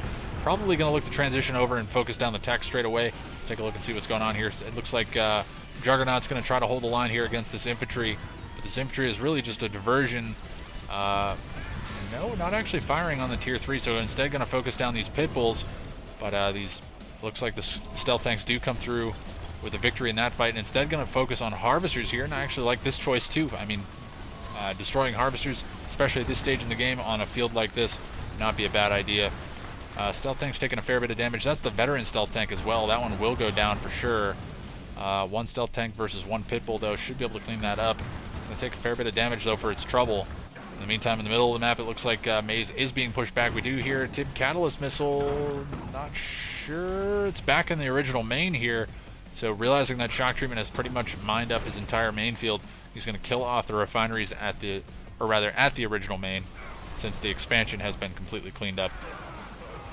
Infantry going to be pushing forward here from shock treatment. However, it's going to be Juggernauts versus Avatars here, as the infantry is really just going to be battling it out with the other infantry. And the question is, will the Avatars be able to get into range to be able to do anything of consequence to these Juggernauts? And I don't think they're going to be able to just yet. And, no stealth tanks out of the map here for Maze by the looks of it. I don't see any. Pretty tough to see with that cyan color. Now Maze is going to be moving in here. He's got a number of rocket squads. They're being suppressed, though, by the Juggernauts. And again, this is exactly why Juggernauts are so good on this map. Trading cost effectively is the name of the game on low eco maps, and it's exactly what these Juggernauts are able to do. However, the Avatars have pushed forward. They've managed to push through the rocket lines a little bit here. Sniper team's going to be down for shock treatment, going to be looking to deal with this force. Vapor Bomb comes in and completely vaporizes all of that infantry as well. Fair bit of this infantry, actually a large number of those rocket squads do survive, and shock treatment will beat them back here. And he manages to keep his Juggernauts alive. 4 Juggernauts still alive here for shock treatment. He can look to recover those as well if they do go down. So Maze is getting a lot of pressure put on right now. I think he's using that secret shrine to try and build those disruption towers, just try to prevent shock treatment from actually seeing the base here of Maze. However, he could even look to force fire if he has a rough idea of where those buildings are. I'll look to focus down the hands of Nod here, but now the Juggernauts a little bit overextended on their own. Not sure what they're firing on. I think that was a misclick. He was trying to pull them back and actually did a control click. MCV moving down to the bottom side of the map. Not quite sure exactly what the MCV is looking to do. Should be looking to grab an engineer back in the tip spike. But in the meantime, we did see Maze grab the tip spike here. So double tip spike advantage over to Maze. Looks like the stealth tanks being a nuisance here for these Juggernauts, and exactly what you want to be seeing. One will go down.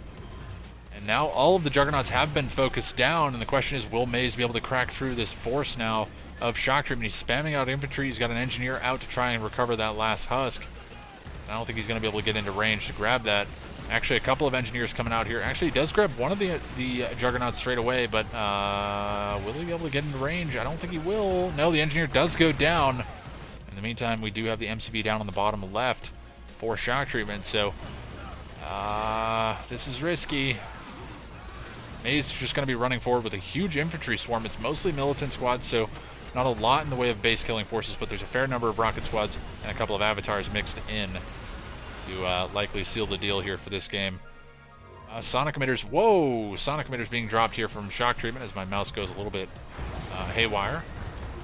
But it looks like shock treatment is going to lose that Sonic emitter without doing too much damage. Now shock treatment is being forced off of this field. He did take a huge loss on this field earlier on, so it's looking like it is going to be the slow push to victory here for Maze. He does manage to find the construction yard as well. Stealth tanks and Avatar is going to be focusing that down. And shock treatment likely just seconds away from GGing. There it is. GG comes in. Shock treatment has been defeated. And Maze brings himself up 2-1 in this best of 5 series. So it is 2-1 in favor of Maze right now. Pretty important to be up 2-1 in this series because it just takes so much pressure off. He can lose potentially the next game and not be out of it and bring them to an ace match. So the pressure is really on shock treatment right now to come through with a victory. And taking a look at the resources graph, pretty neck and neck for the majority of the game. Shock treatment actually having an advantage for the majority of the game. Just a small advantage. And then Maze with those double tib spikes really coming through with a huge difference in the later portion of the game. So very nice game from both of those guys. Maze just seemed to have a little bit more control over the game than shock treatment did in this last one, so very solid effort from him. But anyways, that's going to take us into game number 4, and that's going to be coming up momentarily, everybody, so be sure to stick around. Hello everybody, and welcome to game number 4 of our best of 5 semifinal series, and that brings us to the map Tournament Coastline. And spawning the upper left hand position as the pink GDI, we have shock treatment. And sliding down on the bottom right position as the Psy and Nod, we have Maze. It is 2-1 in favor of Maze right now. He's going to be feeling real good about this, and Coastline going to be the map choice here for shock treatment. Very interesting map choice indeed. So maybe he has something specific in mind. It's going to be a couple of NG APCs by the looks of it, as we do see 2 engineers out for him. Maybe an airfield, not quite sure. No, it's not going to be an airfield. No, it might be an airfield. It's going to be a command post coming down here from shock treatment. This is interesting, so maybe working on a strategy here. A very interesting one at that. So it's going to be an airfield coming down from shock treatment. So more than likely these 2 engineers waiting for carry-alls, and there they come. And airfield gets sold off straight away, so that is what that was for. And we do see bloodhounds being brought in as well, so shock treatment going to try to stave off any early pressure here from Maze. However, Maze does have a couple of bikes running through the top, running through the bottom side of the map, rather. However, it looks like the pit bulls are moving into the expansion, so maybe expecting Maze to be sending an outpost or something up here and thinking that he'd kill this off, but he's going to be pretty much undefended back at home, and I think Maze is going to realize that something is up. Coming in here and realizing that there's no war factory, no second refinery. He's going to definitely see these carry-alls following back. Second refinery does come down. That's not what you want to be seeing in this situation. You need to see a war factory. You need to see it now. Maybe even a barracks just to deal with this infantry, or rather the couple of attack bikes. But let's see what's coming out here from shock treatment. So shock treatment moving in with these bloodhounds going to put some pressure here on Maze. And it looks like the carry-alls were used to grab both of the tip spikes here for shock treatment. So very interesting, carry-alls being used to grab the tib spikes. Ooh, MCV being packed up there as well, forcing the MCV pack up. Not sure if there actually was an engineer in one of those APCs. I didn't see one, but maybe forcing Maze to think that there was an engineer. But there is a rocket squad in one of these APCs as well, so a couple of pit bulls still alive here. So this NG APC, or rather the APC bloodhound force here from shock treatment will go down, but they've done a fair bit of damage here to Maze. His MCV took quite a bit of damage while it was packed up, and he gets himself both of the tib spikes as well, so decent advantage here for him. One of his harvesters in heavy damage mode though, so not going to be too good. Where is the MCV here? Looks like the MCV is headed down to the southern expansion here for shock treatment, so opting to go for the safe expand rather than the aggressive expansion. That's an interesting choice, maybe realizing that Maze does have map pressure here, based on the fact that he does have a lot of units out at this stage of the game. Mostly buggies though, so not terribly threatening force. Actually, a watchtower takes down a bike that was on the front lines. And now there's going to be a Predator tank coming in here from shock treatment to just stave off any potential attack there from Maze. Now the question is, can shock treatment get his eco established and really start pumping out on some production here, because he's got double spikes. I don't think Maze even realizes that that's gone over to shock treatment for the time being. He could potentially look to send some walking engineers to secure those tip spikes for himself. Actually, this tip spike, as this one would be a little tougher to get to. He's not going to choose to do that right now. Actually, it looks like he is going to choose to do that. He's got double engineer. Double engineer headed up to the north. Why is he sending 2? He's going to be calling in carry-alls of his own. Okay, so it's going to be carry-all follow-up here from Maze. Very interesting. So maybe he did realize that it was carry-alls being used to grab the tip spikes. Third engineer coming out from Maze as well, so I'm not sure where that saboteur is headed. Another carry-all being called in for that as well, so interesting choices here. Interesting choices to say the least. Coastline, not a map that we see all that often, but in Tib Wars, the map pool being a little smaller, we get to see it a little bit more frequently. But shock treatment just playing this one really defensively. He's going to be disappointed to see that both of his tib spikes are getting captured right now, and there is another carry-all flying around. Going to maybe look to secure himself a refinery here of shock treatment, but does need to be careful. Those harvesters do have guns. Again, not sure where this carry-all is headed. Maybe looking for an MCV snipe. If it goes like up and around and down the far left-hand side, it could potentially catch shock treatment off guard, but shock treatment is packing up that MCV, looking to go for the expand. Again, a pretty slow game here as we're headed into the mid-game. Maze has pretty good control over the center of the map, has a lot of infrastructure here, a lot of eco, in fact, on that expansion. But now we're seeing the Predator tanks and infantry force here from shock treatment going to be looking to join the battle in the middle. and should be able to clean up this infantry without too much trouble. Rocket squad's running to their death here for Maze. Not what he wants to be seeing. Where is the carryall? The carryall was flying in. It was looking for an opportunity to secure the MCV, but actually a sell-off of the power plant. So shock treatment on his game, paying attention, manages to snipe that engineer. In the meantime, NG-APC goes down for shock treatment. And it looks like the infantry and Predator tank composition here from shock treatment is winning out in the center of the map. Maze just doesn't have enough forces to beat that back. However, he's got a lot of eco on this field, and the question is, will he transition into heavy production here? He's gone to tier 3, so he does have avatars out on the map, which are going to be great against those Predator tanks. However, they need to be careful. If they don't position properly, they're going to be in a bad situation here. Obelisk being dropped down to deal with these Predator tanks, and shock treatment going to likely have to fall back here. He's going to take some losses on his way out, though. Some pretty heavy losses, in fact, and it looks like a mine drop being brought in on the backside, so mines being used to pretty good effect here for Maze. Could have potentially been better if he managed to put it a little bit further back. But Black Hand Squad, or rather a remaining member of that Black Hand Squad, going to be running forward here. But now the pressure's coming in from Maze with the tier 3 advantage here as he's pressing forward. He's going to double drop Obelisk on the front line, so that means he's double MCB'd at this stage in the game. And Avatar sitting on the back lines while we do see a number of Black Hand Squads going to be running in. Sniper team's trying to do what they can, and there's also some Predator tanks here on the backside. Juggernauts coming in to join the fray as well. However, the construction yard's got a lot of work ahead of it if it's going to be able to stop this base push. Obelisk comes down, going to get a fairly good shot. Actually gets a lot of splash damage on pretty much this entire area here, but it will go down.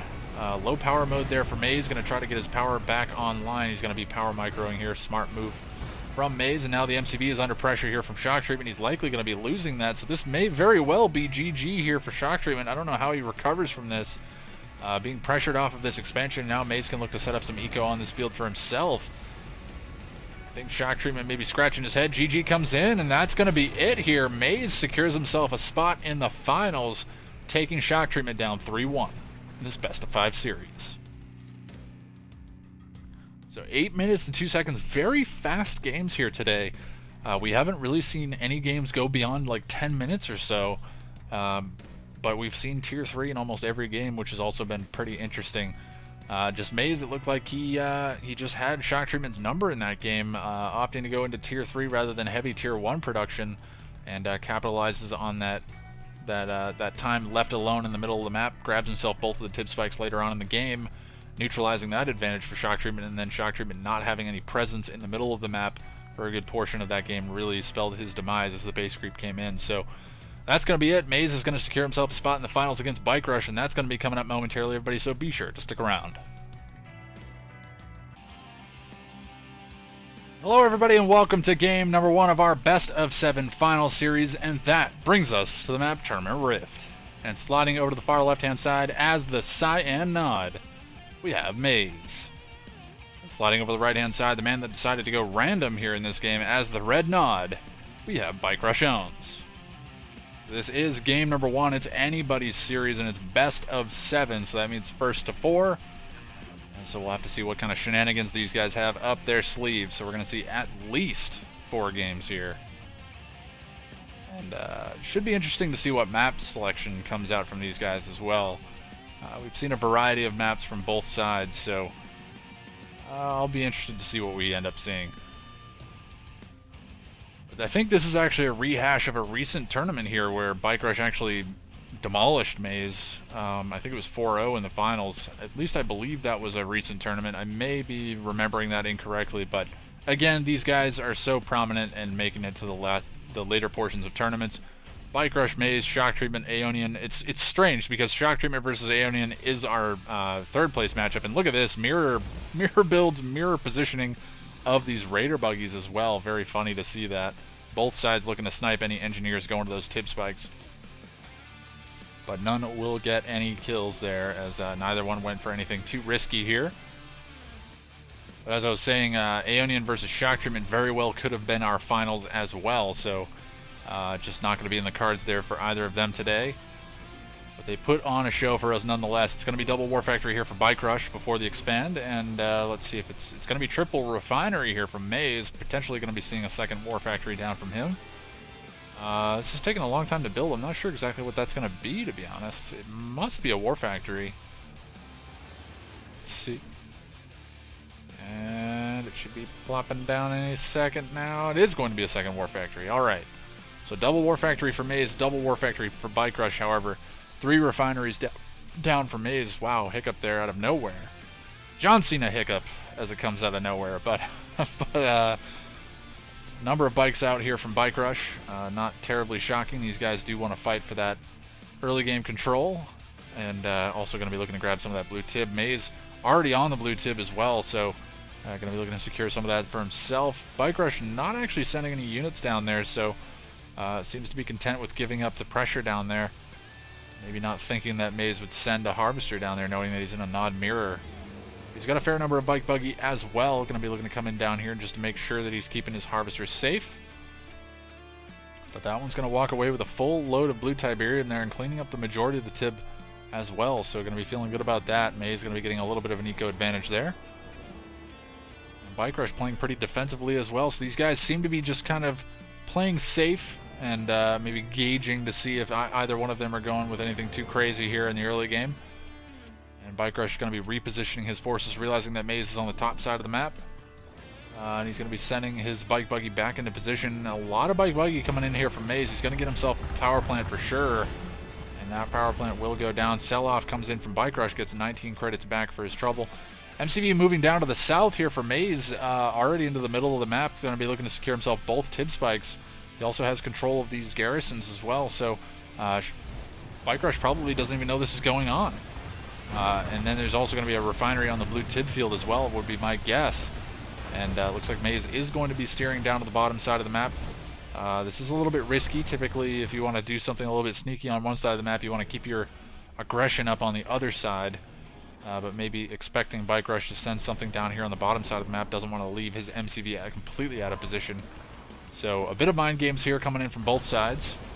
Bike Rush really playing defensive here in this game, and he's being forced to play defensive now as we see Maze putting on the unrelenting pressure here on the top side of the map. And those Scorpion tanks, while getting into position, he's getting into a decent-sized mass of these Scorpion tanks, but they're just not able to respond as quickly as the Bike Buggy. But the problem is the longer this game goes on, the better it will be here for Bike Rush, as those Scorpion tanks will be better in the long run as they mass up to an eventual Scorp versus Scorp fight here. And Maze is starting to mass up as well. His forces pretty much split up here. He's going to pull these units back. Smart move here to pull those units back. His forces are definitely split up here, as we do see a decent-sized force of Scorpion tanks down on the bottom side. In the meantime, Bike Rush has his main force pretty much all clumped up together. There's a fair bit of Bike Buggy on the top side of the map that needs to be dealt with. There's a couple of Raider Buggies here just getting some scouting information. We'll see this Bike Buggy here coming in from Maze, and now Bike Rush will be forced to respond to this. Likely has some Scorpion tanks. No, actually has Bike Buggy of his own to try to respond to this. And Scorp versus Scorp down on the bottom side. Bike Buggy versus Bike Buggy on the top side. We did see the... Oh god, what's the name of that support power? Decoy army being called in by Maze on his Scorpion tanks, and actually getting a fairly good trade out of it, as well as we did see a number of those Scorpion tanks from Bike Rush firing on the decoys, which is not what you want to be seeing. So Maze looking to be in pretty good control of this game here, as he does have his expansion up and running now as well, and now he's going to be able to pressure Bike Rush off of this expansion.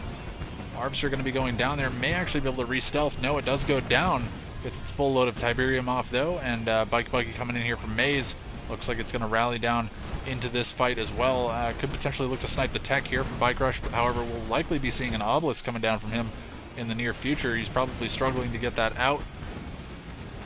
Tier 3 is under fire now, a little bit under fire, as we do see an obelisk being dropped down behind the Tier 3. The Tier 3 will go down here, and Maze will get away with a fair number of these Scorpion tanks, and should be able to keep the pressure up, as he did force Bike Rush to drop that obelisk very far back. And now Bike Rush in really bad shape. Honestly, probably GG at this stage. I don't know how he's going to recover. Yeah, GG comes in from Bike Rush, and that is going to be it. Maze picks up game number 1.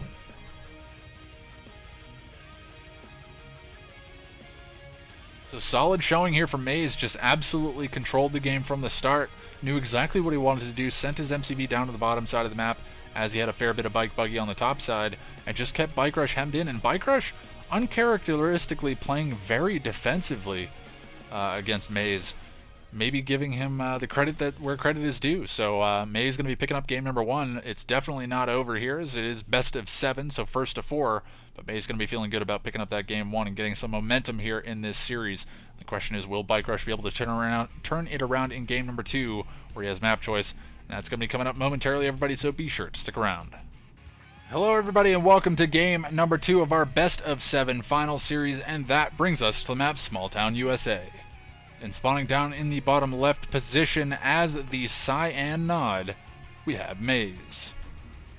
And up in the upper right position as the red nod, we have Bike Rush owns. So it is 1-0 in favor of Maze right now, so going to be looking to keep that momentum going here. Bike Rush opting to go for Small Town, USA. We've seen 2 dominating games from him on this map so far today, so we'll have to see if maybe he can keep up that pressure and bring it to a third very good game here on this map.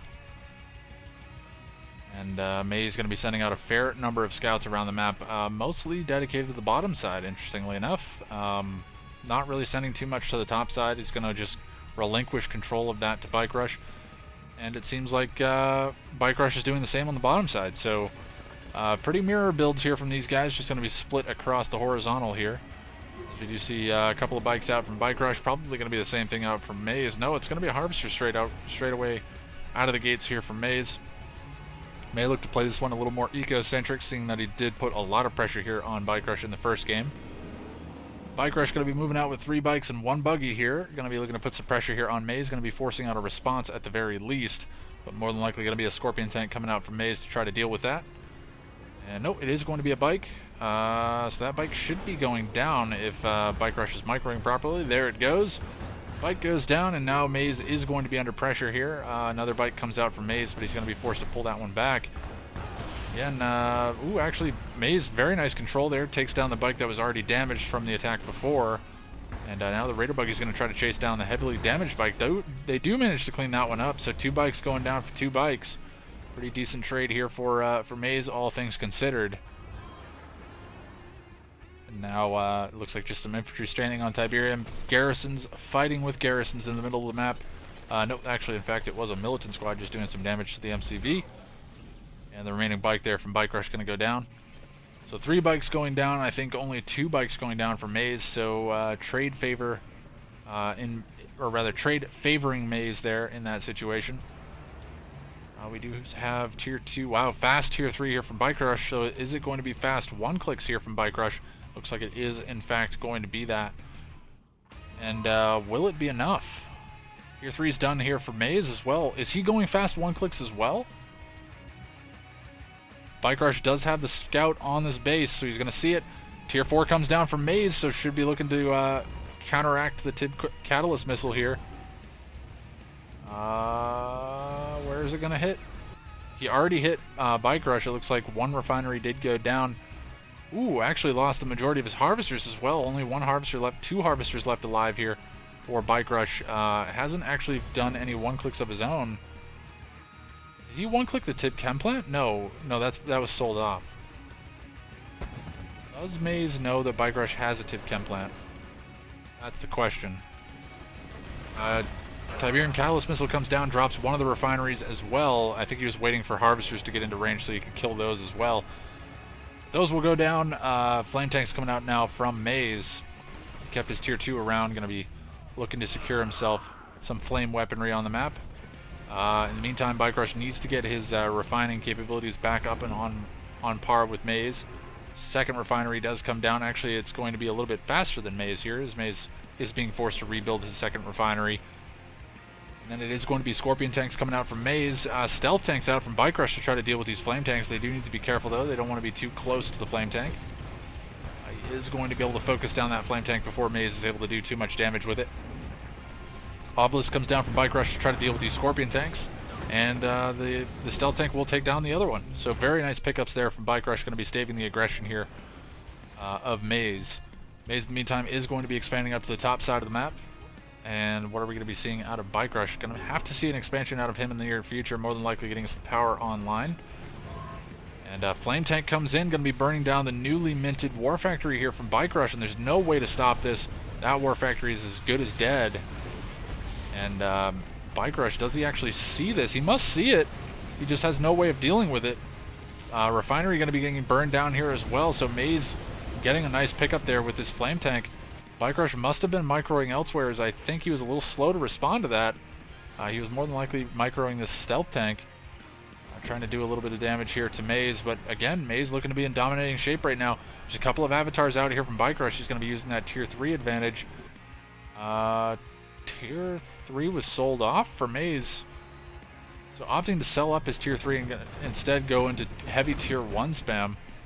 It's an interesting decision to say the least. There's 3 avatars out here from Bike Rush though. Rebuilds his refinery as well. So Bike Rush being forced to spend a lot of time rebuilding refineries on this main field. Honestly, he probably could have gotten away with not rebuilding that second refinery, but he's got so many harvesters that he doesn't want to lose too much docking time there. Harvester going to be under pressure here from the Stealth Tank of Bike Rush. Now stealth versus stealth, they can't see each other, so that's the problem. Meantime, Maze is going to be rallying up with a number of Scorpion Tanks. Bike came in to try to reveal the harvesters, but going to be coming in a little bit too late. Ooh, the Stealth Tank does manage to take down a Scorpion Tank there from Maze, but gets away with a tiny bit of HP. MCV is on the move here for Bike Rush, so he's going to look to try to contest for this field as well, sending his entire force up here to the top side of the map. That's going to be leaving the middle of the map open, and I think Maze is going to look to capitalize on this. He's going to send his entire force through the middle of the map. Going to look to take down the infrastructure here from Bike Rush, and Bike Rush is going to be forced to respond to that. The majority of his force is these avatars, and he's only got a few of these rocket squads, and they're not going to really be able to deal with that number of Predator tanks, or rather Scorpion tanks here. As the Scorpion tanks go in for a flank on the MCV. The avatars are still in position. An obelisk comes down as well, so Bike Rush should be able to hold this. That MCV can take a lot of beating from these Scorpion tanks. Actually, Maze taking a really terrible trade here as this fight goes on. You do see the majority of his Scorpion tanks going down. So Bike Rush getting the trade advantage here, and does still have his avatars on the front lines to try to beat Maze off this expansion. His MCV is here as well, so these guys really going to battle it out here for control of this this top left position. In the meantime, Scorpion tanks have made their way back into the corner here. Going to be using the Tech Lab's positioning to try to focus it down, but Bike Rush will be repairing that as well, so should be able to keep that online. And the remaining rocket squads there from Bike Rush going to clean that up. Bike Rush is looking like he's going to be able to beat Maze off of the expansion, and this might be GG. I don't know how Maze plans to recover from this. Harvester doing quite a dance there for us, and actually the Avatar going to be joining that, doing a little bit of a moonwalk there, a tribute to Michael Jackson. MCV does go down there for Maze, and again, I don't know what he's going to be able to do. Holy crap, that Harvester's freaking out. He's got a double hand of Nod, but doesn't really have much in the way of production. He has a War Factory here, but again, doesn't have much in the way of eco either, so is he rebuilding his MCV? No, those are avatars. Avatars coming out from Maze. I don't know what he's thinking he's going to be able to do here in this game. He's being starved out of economy. He does still have his 2 Tib spikes, but so does Bike Rush. Which means the eco advantage definitely in favor of Bike Rush right now. It looks like a Harvester did go down, or something did go down. I'm not quite sure what it was. Harvesters here from Bike Rush going to be happily mining away. It looks like a number of them going to be rallying back to a refinery that's further back. Maze now pushing forward with a fair bit of infantry and a couple of avatars here, but I don't know that it's going to be enough to crack the base here of Bike Rush, especially with eco advantage. He's going to be able to drop base defenses and hold the line against this. And the problem is he knows Maze doesn't have an MCV. Will Maze actually rebuild that MCV? It must be what he's rebuilding now. I don't see any possible path to victory here if he doesn't rebuild that and look to get an expansion up down on the bottom right. And it is going to be an MCV coming out from Maze, so smart decision in my opinion. He's going to send that straight down to the bottom right. Honestly, Bike Rush could have looked to use this opportunity to secure himself positioning down in the bottom right as well, and just cut Maze off entirely from additional eco and just win this game as a war of attrition, but opting not to do that. Instead going to be turtling this one out at his expansion. Has a lot of avatars, so may just be looking to go for a steamroll move here. once he gets the size force that he wants. MCV is on the move. It does have some support here from Maze. Stealth tanks v stealth tank. Actually, an engineer going to be going down there for Maze as well. Not going to be too happy about that. Gets crushed by the stealth tank.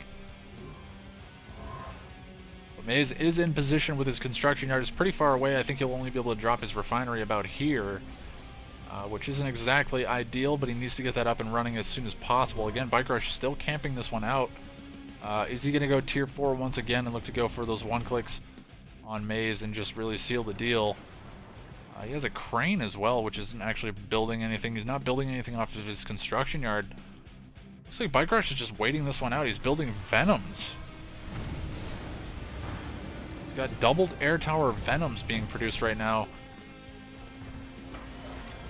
So Bike Rush, again, uncharacteristically playing very defensive in this series, despite having a definite advantage here in this game. Maybe just trying to avoid throwing that opportunity. The Venom's going to be likely out to deal with these rocket squads.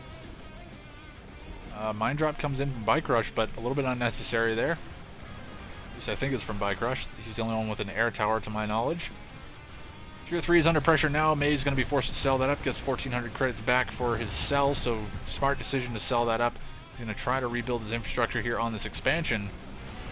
And in the meantime, the Venom's going to be cleaning up this infantry force here from Bike Rush, or rather from Maze. The Venoms have been cleaned up for the most part, though. There's only a couple of these, only a couple Venoms left. No, there's still a fair bit of rocket squads, and all the Venoms have been cleaned up. Now the Avatar is going to be forced to engage by running forward and looking to go for the crushes. There's still a number of Venoms here looking to clean up garrisons on the backside, but again, I think it's just a slow push to victory here for Bike Rush as he continues to sledge his way through this base. I don't know, he's given Maze an opportunity to eco here, and he's ecoing super hard, so Maze staying alive in this game. But the question is, does he have enough production to actually beat back this this Venom and Avatar composition here? The Venom's particularly good at dealing with infantry, but these rocket squads are tanking quite a bit of those shots and managing to take down these Venoms before they get in too large of numbers where they become just unstoppable. Avatar is continuing to focus down the base of Maze here back in the original main. But the double Hand of Nod drops here from Maze is going to force Bike Rush to fall back. In the meantime, what's going on the top side? It looks like a stealth tank out from Maze. Going to be causing problems here for Bike Rush. It is veteran as well, so going to be looking to clean up these Venoms before they reinforce the front lines. It goes elite as well, so a very good thing here for Maze to have an elite stealth tank that could go heroic if it's allowed to continue to fire on this base. Bike Rush really not doing anything to stop this. I'm honestly not sure what Bike Rush is up to in this game. Does he have an MC?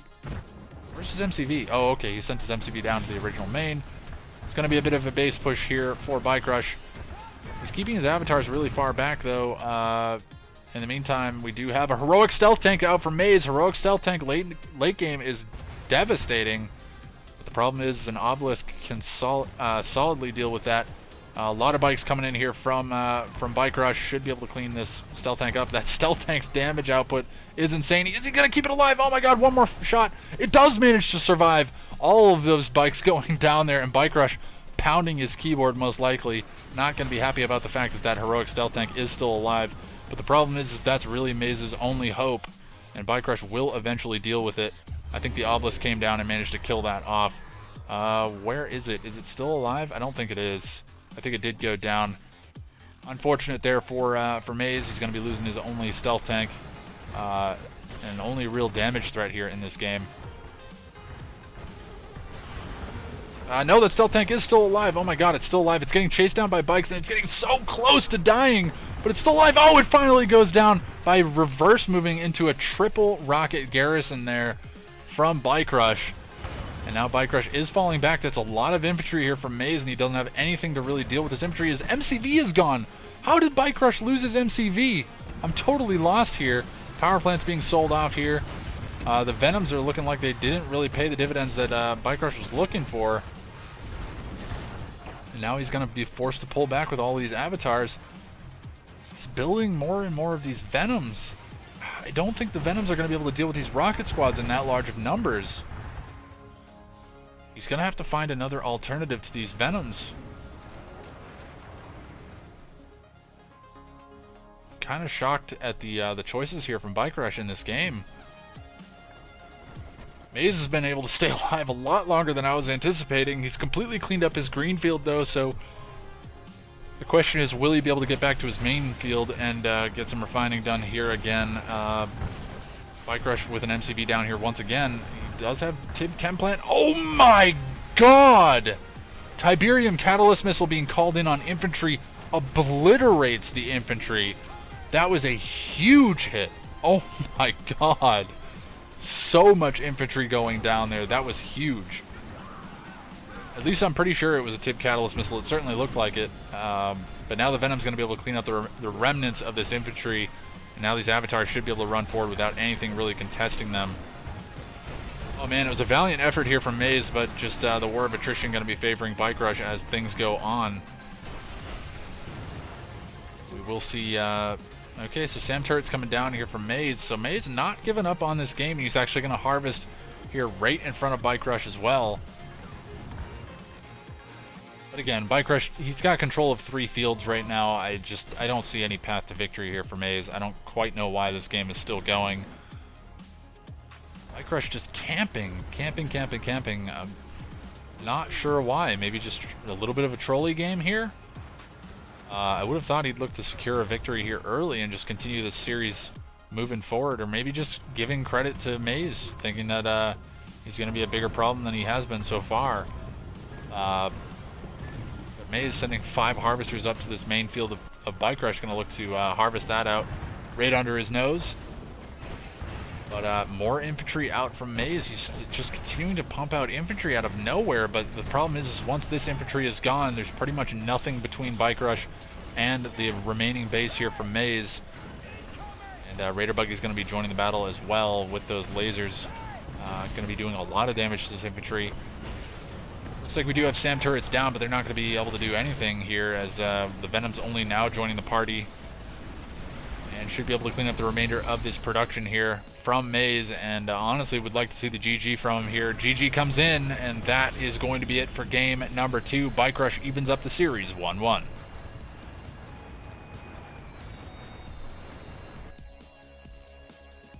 So that was interesting. The game felt like it dragged on for a lot longer than it needed to. It seemed like Bike Rush really had an advantage for a good portion of that game that he just didn't capitalize on. But then again, he probably saw something that I just didn't see. And again, Maze managed to recover after losing his MCV and gets his MCV rebuilt and gets his expansion up and running, mines out that field hardcore and just spams infantry, which is able to hold Bike Rush at bay, who spammed avatars. So interesting. It's our longest game of the day, 17 minutes and 6 seconds on the clock. But that's going to be taking us into an evened up series here as we're headed into now a best of 5. As we headed into the game 3, and that should be coming up momentarily, everybody, so be sure to stick around. Hello, everybody, and welcome to game number 3 of our best of 7 final series, and that brings us to the map Pipeline Problems. And sliding up to the top side of the map as the cyan nod, we have Maze.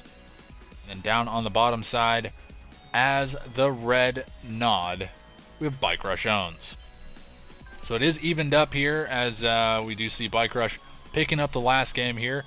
Less convincing fashion, but definitely seemed to pick that one up convincingly enough. So he's going to be securing a victory in the series and taking us to a best of 5 now. So the next person to win 3 games wins the series. There should be a little bit less pressure for both sides. Actually, I would say onus is on Maze right now. To be honest, this is his map choice. He's going to be looking to secure a victory here. He went for Pipeline Problems. Sure, he's got a fair number of games on this map, but Bike Rush, again, played a lot of this map as well. So these guys talking a lot in the chat. Again, pretty eco-centric game here, as we don't see anybody open up with shadow teams or anything too crazy. No bikes coming out early on. Blue Tib, a huge Blue Tib field. It's pretty rare to see anything other than straight-up eco early game. And then the question becomes, what happens now? Now that they've got that Blue Tib field under control, do they continue to eco, or do they look to go into heavy production? It looks like it's going to be pretty equal builds here for both sides, as we do see Bike Rush getting a single refinery and single war factory down on his main. Likewise here for Maze. And my question here in this game is anybody gonna take these Tib spikes? We saw the game between Bike Rush and Aeonian that went on for a fair bit of time. No one took the Tib spikes. May's gonna be sending his Raider Buggy down here, looking to snipe any engineers that came in from Bike Rush. But no engineer to be sniped. Likewise, May's no engineer for him either, so Militant Squad actually makes its way into the base here of May's. Actually going to be spotting a Harvester headed over the blue Tib field as well, so a pretty good scout here from Bike Rush to be able to get this into the base of May's, running it all the way across the map. Raider Buggy going to be coming in for a follow-up scout as well, but more than likely that Militant Squad giving a lot of information right now that Bike Rush is feeling good about. He's actually going to fall back with this Raider Buggy here. Look to follow up with a return scout in a minute or so. Number of Scorpion tanks out here from Bike Rush. As we do see him moving out here, there's about 4 Scorpion tanks. Likely looking to see if anybody's grabbed this expansion point. That was the downfall of him in, or rather the downfall of, was it Bike Rush? Yeah, in the Worlds Dominate versus Bike Rush matchup here today, I think Worlds Dominate opted to go for an engineer to grab this expansion point. Then he dropped triple War Factory on that field and just went all in Bike Buggy. And really caused problems there for Bike Rush. But not going to be the case this time around. Again, just vamping a little bit because there's not a whole lot to be said here in this game. These guys just kind of ecoing up, building up a tier 1 tank force, which is not terribly shocking. Bike Rush getting his eco established a little bit quicker though. Actually packed up his MCV as well, so his MCV, oh no, he's double MCV. Double MCV here for Bike Rush, and he's actually dropped his tier 3 back in the blue field, so interesting choice to drop that back there. Going to be trying to hide it here from Maze. And Scorpion tanks coming in from Bike Rush. We did see them come in. I think he managed to do a fair bit to the refinery, but it's just sold off there by Maze. A lot of Scorpion tanks in here from Bike Rush, or rather from Maze. A couple more Scorpion tanks going to be sneaking past the front lines here of Maze. Just going to be doing a little bit of damage to these Harvesters. Should go down though. Actually, they're going to be able to do quite a bit of damage to this Harvester if they're able to be left alone. Dozer Blade's done here for Maze, so he has tier 3 as well. Means they're going to be able to tank an Obelisk shot. But the Avatar is going to try to hold the line here against this along with the Obelisks. That's a lot of Scorpion tanks though, and Bike Rush is under a lot of pressure right now. I don't know if these Obelisks are going to be enough to actually hold off against this number of Scorpion tanks. They're in pretty good positioning, or rather they have pretty good positioning right now, and the Avatar is joining the battle as well. Going to be good for Bike Rush. However, Scorpion tank's going to be rallying down to the south, going to be forcing Bike Rush to drop more of these Obelisks here, and now that the Scorpion tank force has been thinned pretty heavily, it's looking like the Obelisk and Avatar should be able to handle this without too much trouble. There's a bomber coming in here from Bike Rush, not quite sure what it is. It's probably a Vapor Bomb coming in on the tech here, as we do see a Scorpion tank going down. If Maze sees this, he should be looking to sell his tech. He does sell it, gets $2,000 back for his tech center. So that's the best case scenario in a situation like that where you know you're going to lose it. Just sell it up and try to get that cash back. Take less of a loss than you would if you just lost it outright. But anyways, it is going to be double Hand of Nod here on the front lines for Maze, so a lot of infantry going to be pumped out for him. I'll look to put the pressure here on Bike Rush's tier 3 force of Obelisks and Avatars. We saw that infantry used a pretty good effect here by Maze in the last game. The question is, will it have the same effect here in this game? Bike Rush, he does still have double refinery on this blue field. Could look to sell one of those up. He definitely doesn't need 2 on that field, as it is dry. And likewise, only has 1 refinery on this field. Bike Rush dropping a secret shrine, so going to look to go for some infantry upgrades. More than likely going to be looking to go into some infantry of his own. Actually has a fair number of militant squads already out on the field. And the tier 3 base push coming in here from Bike Rush, but his Obelisk will go down pretty much straight away. Disruption Tower coming in from Maze, going to try to keep his base protected here, as Bike Rush's MCV takes quite a bit of damage, gets down to about half HP. Avatar is going to be joining the battle, but the majority of the infantry here from Bike Rush has been cleaned up. And the question is, will these Avatars be able to do anything, really? They need to focus down the Disruption Tower so that way Bike Rush can get a clear read on what he's up against here. And MCV taking a lot of damage here, as we do see the rocket squads here from Maze focus firing that down, but no, now they're going to fire on the Shredder turrets. Smart decision. Once he can get rid of those Shredder turrets, he'll be in decent shape There's a Black Hand Squad on the front lines as well. Honestly, would not mind seeing these guys focus down the MCB at this stage.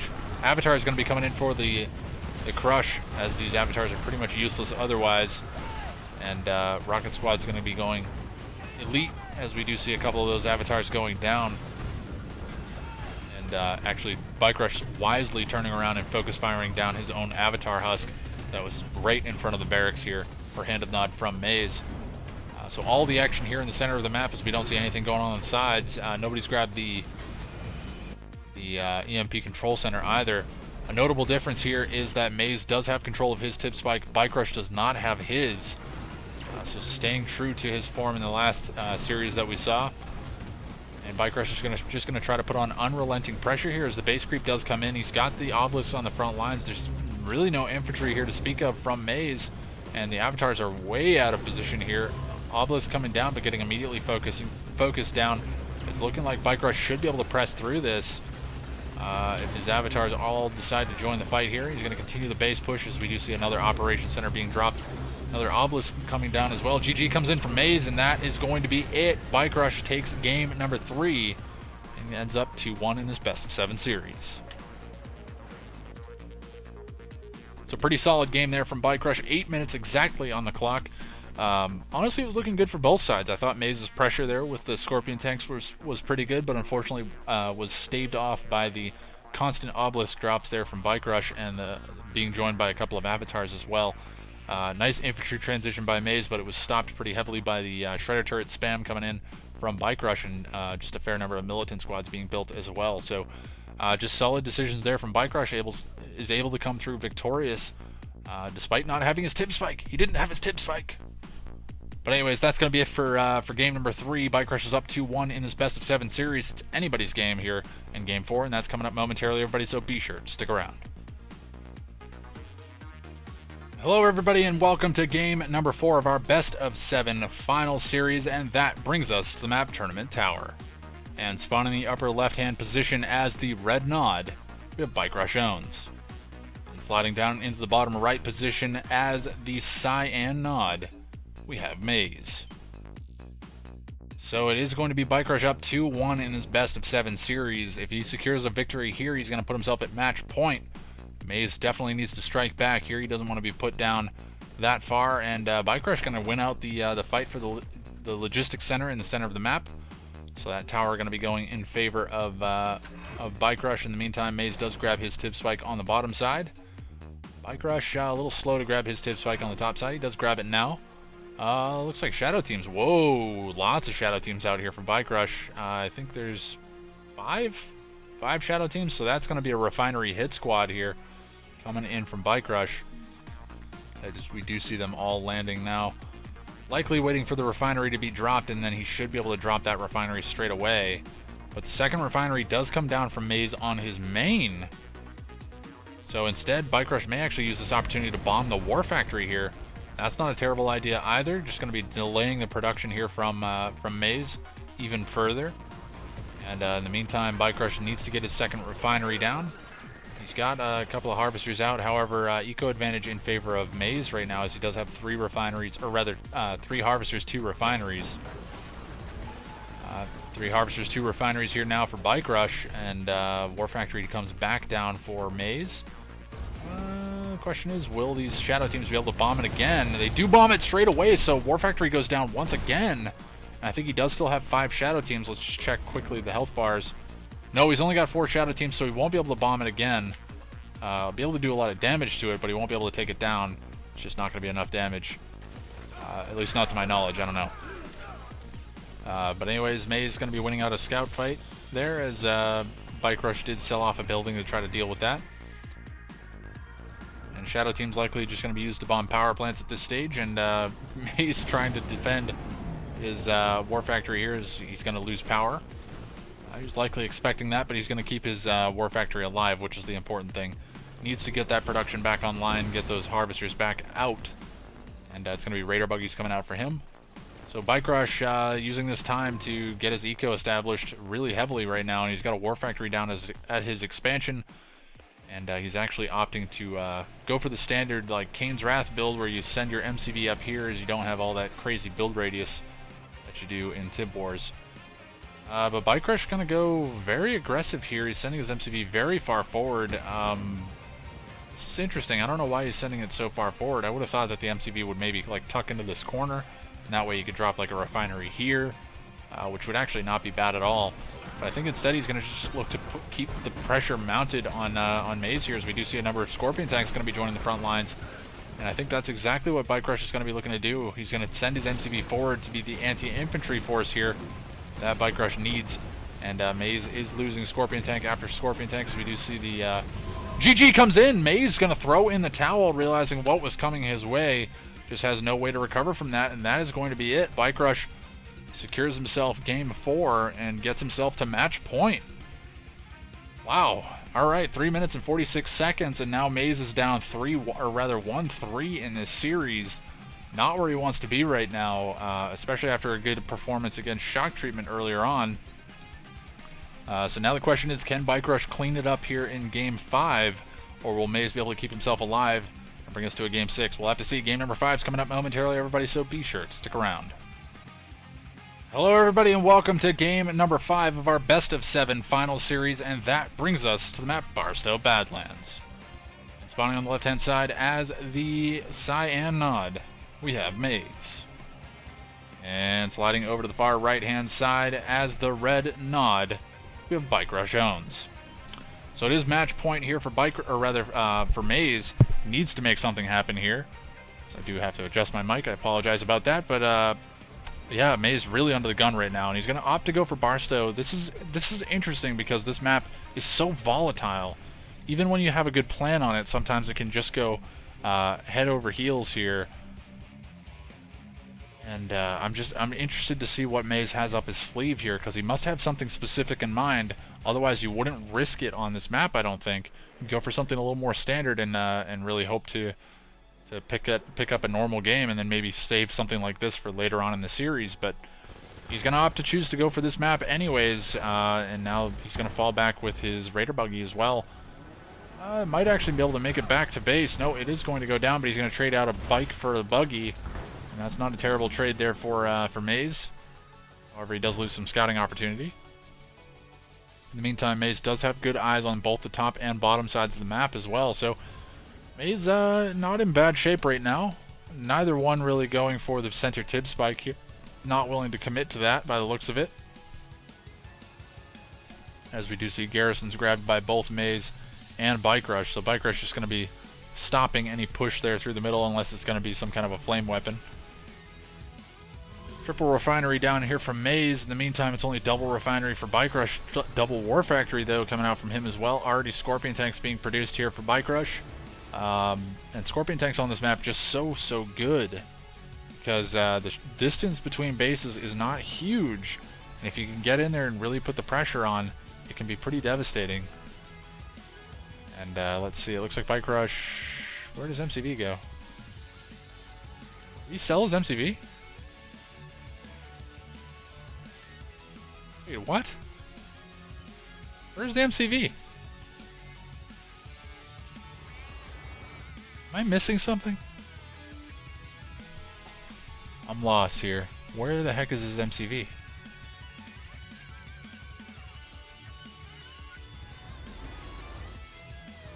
I'm at a loss for words right now. Don't think Bike Rush would have sold his MCV, but I don't see it. Maybe he did sell it. Maybe he sold it just to go into heavy Scorpion tank production. I honestly haven't seen this strategy in a long time. Sold his MCV for... Well, no, where's the engineer? I'm baffled right now. Where is the MCV? Not under the bridge. I don't see it. He must have sold it. Oh, the engineer was used to capture the tip spike. That's what happened. Wow, so Bike Rush is all in. I'm still blown away by this. I'm really shocked by it. So Bike Rush is all in.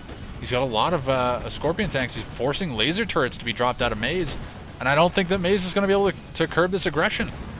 There's just too many Scorpion tanks here out of Bike Rush, and he's already gone for an expansion, so he's already spent money on additional eco. And the question is, will he be able to hold the line? I just don't think he will be. There's just too many Scorpion tanks here on the front lines for Bike Rush. However, they are spread apart pretty heavily, and maybe he's going to be able to hold it. I'm not quite sure. These Harvesters taking a fair bit of damage. They're going to go down here for Maze on the bottom side. But as long as Maze can keep a couple of his Harvesters alive, I think he'll be okay. Actually, a lot of his Harvesters went down here in that fight. So Maze is going to be forced to rebuild Harvesters right now. Does have a fair bit of infantry out to deal with these Scorpion tanks, but I've honestly never seen anything like that. Like, double War Factory all-in Scorpion tanks on Tib Wars. Especially, it felt like so late. Because he was double Refinery, double War Factory. I think he was just expecting to catch Maze with, like, super heavy eco. And just, he didn't catch it. There's just too much infantry out at the time. So a couple of bikes out from Bike Rush, going to look to kill off the remaining Harvester here from Maze. If that Harvester goes down, it's going to be bad news here for Maze. Oh, that Harvester will go down. Actually, does Maze... Oh my god, is Maze going to have to recycle his whole base? He sells his MCV. Alright, so he sells his MCV. He's going to be able to get out another Harvester. He's got a couple of Scorpion tanks out as well. The infantry going to be looking to get crushed here as the Scorpion tanks do push forward. It will get full crushes on all this infantry. Question is, has Bike Rush rebuilt his MCV? I don't see it. No rebuilt MCV, but a lot of Scorpion tanks back out for Bike Rush. Not a whole lot here from Maze. And he only has a single War Factory. Doesn't have any refining capability, really. Only one Harvester out. And doesn't actually have any Tib in it. So Maze is now going to get his refinery focus down. I think this is it. I think this is it. There's just no way for Maze to hold this. Bike Rush has done it. Now the Scorpion tanks are going to press forward once they kill off these remaining Scorpion tanks and a few bits of infantry. That's pretty much GG. The Raider buggy came forward, killed off the engineer, so any hope of a cheeky engineer capture somewhere is pretty much gone. And GG, well played. Grats coming in from Maze, and that is going to be it. Bike Rush owns, takes the 4-1 victory and the tournament in game number 5. 6 minutes and 10 seconds. I'm still baffled by the fact that the MCV was sold.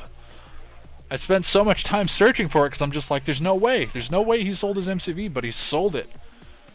And so he committed to it and he made it work. So I thought for a second that Maze was going to be able to recover, but he just took so much losses, or so many losses in terms of Harvesters while that fight was going on, due to the fact that his refinery and most of his Harvesters were down over the ridge further away from his base. So again, I question the decision to go for Barstow Badlands in that last game. It creates such strange games in comparison to all the other maps that it ended up working against Maze. So Bike Rush owns, winning this series in convincing fashion, 4-1. Honestly, I thought it was going to be a tighter series than that at the beginning because Maze was just looking to be in good shape. But Bike Rush certainly showed us that he knows how to lay down the business. And he certainly gave it to Maze here. 4-1 in this series. Secures himself first place and the $110 cash prize. And let's take a look and see what Maze is going to walk away with. I think he walks away with $40. Yes, it is going to be $40 to Maze and also $30 to whoever wins the third place matchup, which I think is either still underway or has concluded. I'm not quite sure. Let me check the bracket real quick. Let's see. Did that actually finish up? Looks like Shock Treatment took a 3-0 there. I think that actually did get played out as well. So Shock Treatment takes a 3-0 victory over Aeonian in the bronze match for third place. So Shock Treatment will get himself the $30 cash prize. So to run through it once again, we have Bike Rush owns taking first place, Maze taking second place, Shock Treatment taking third place, and Aeonian taking fourth place. So Bike Rush, Maze, and Shock Treatment will all get cash prizes. Bike Rush, $110 worth of cash prizes in his pocket. Maze going to be walking away with $40, and Shock Treatment walking away with $30 as well. So very nice showing here for this tournament. Not a huge tournament by any stretch of the imagination. I think we had like, let's see, probably 17, 18 players maybe. Yeah, I think 18 in total, if I did my math right. And there were, I mean, everybody was a big name. There were hardly any names that I didn't recognize, hardly any names that I would think would just be a walkover. So these guys had to work for it today, and they certainly put in the effort. So very interesting tournament, very interesting set of games, and very interesting. I wish it was a little bit longer, but the finals are concluded here, and congratulations again goes out to Bike Rush Owens.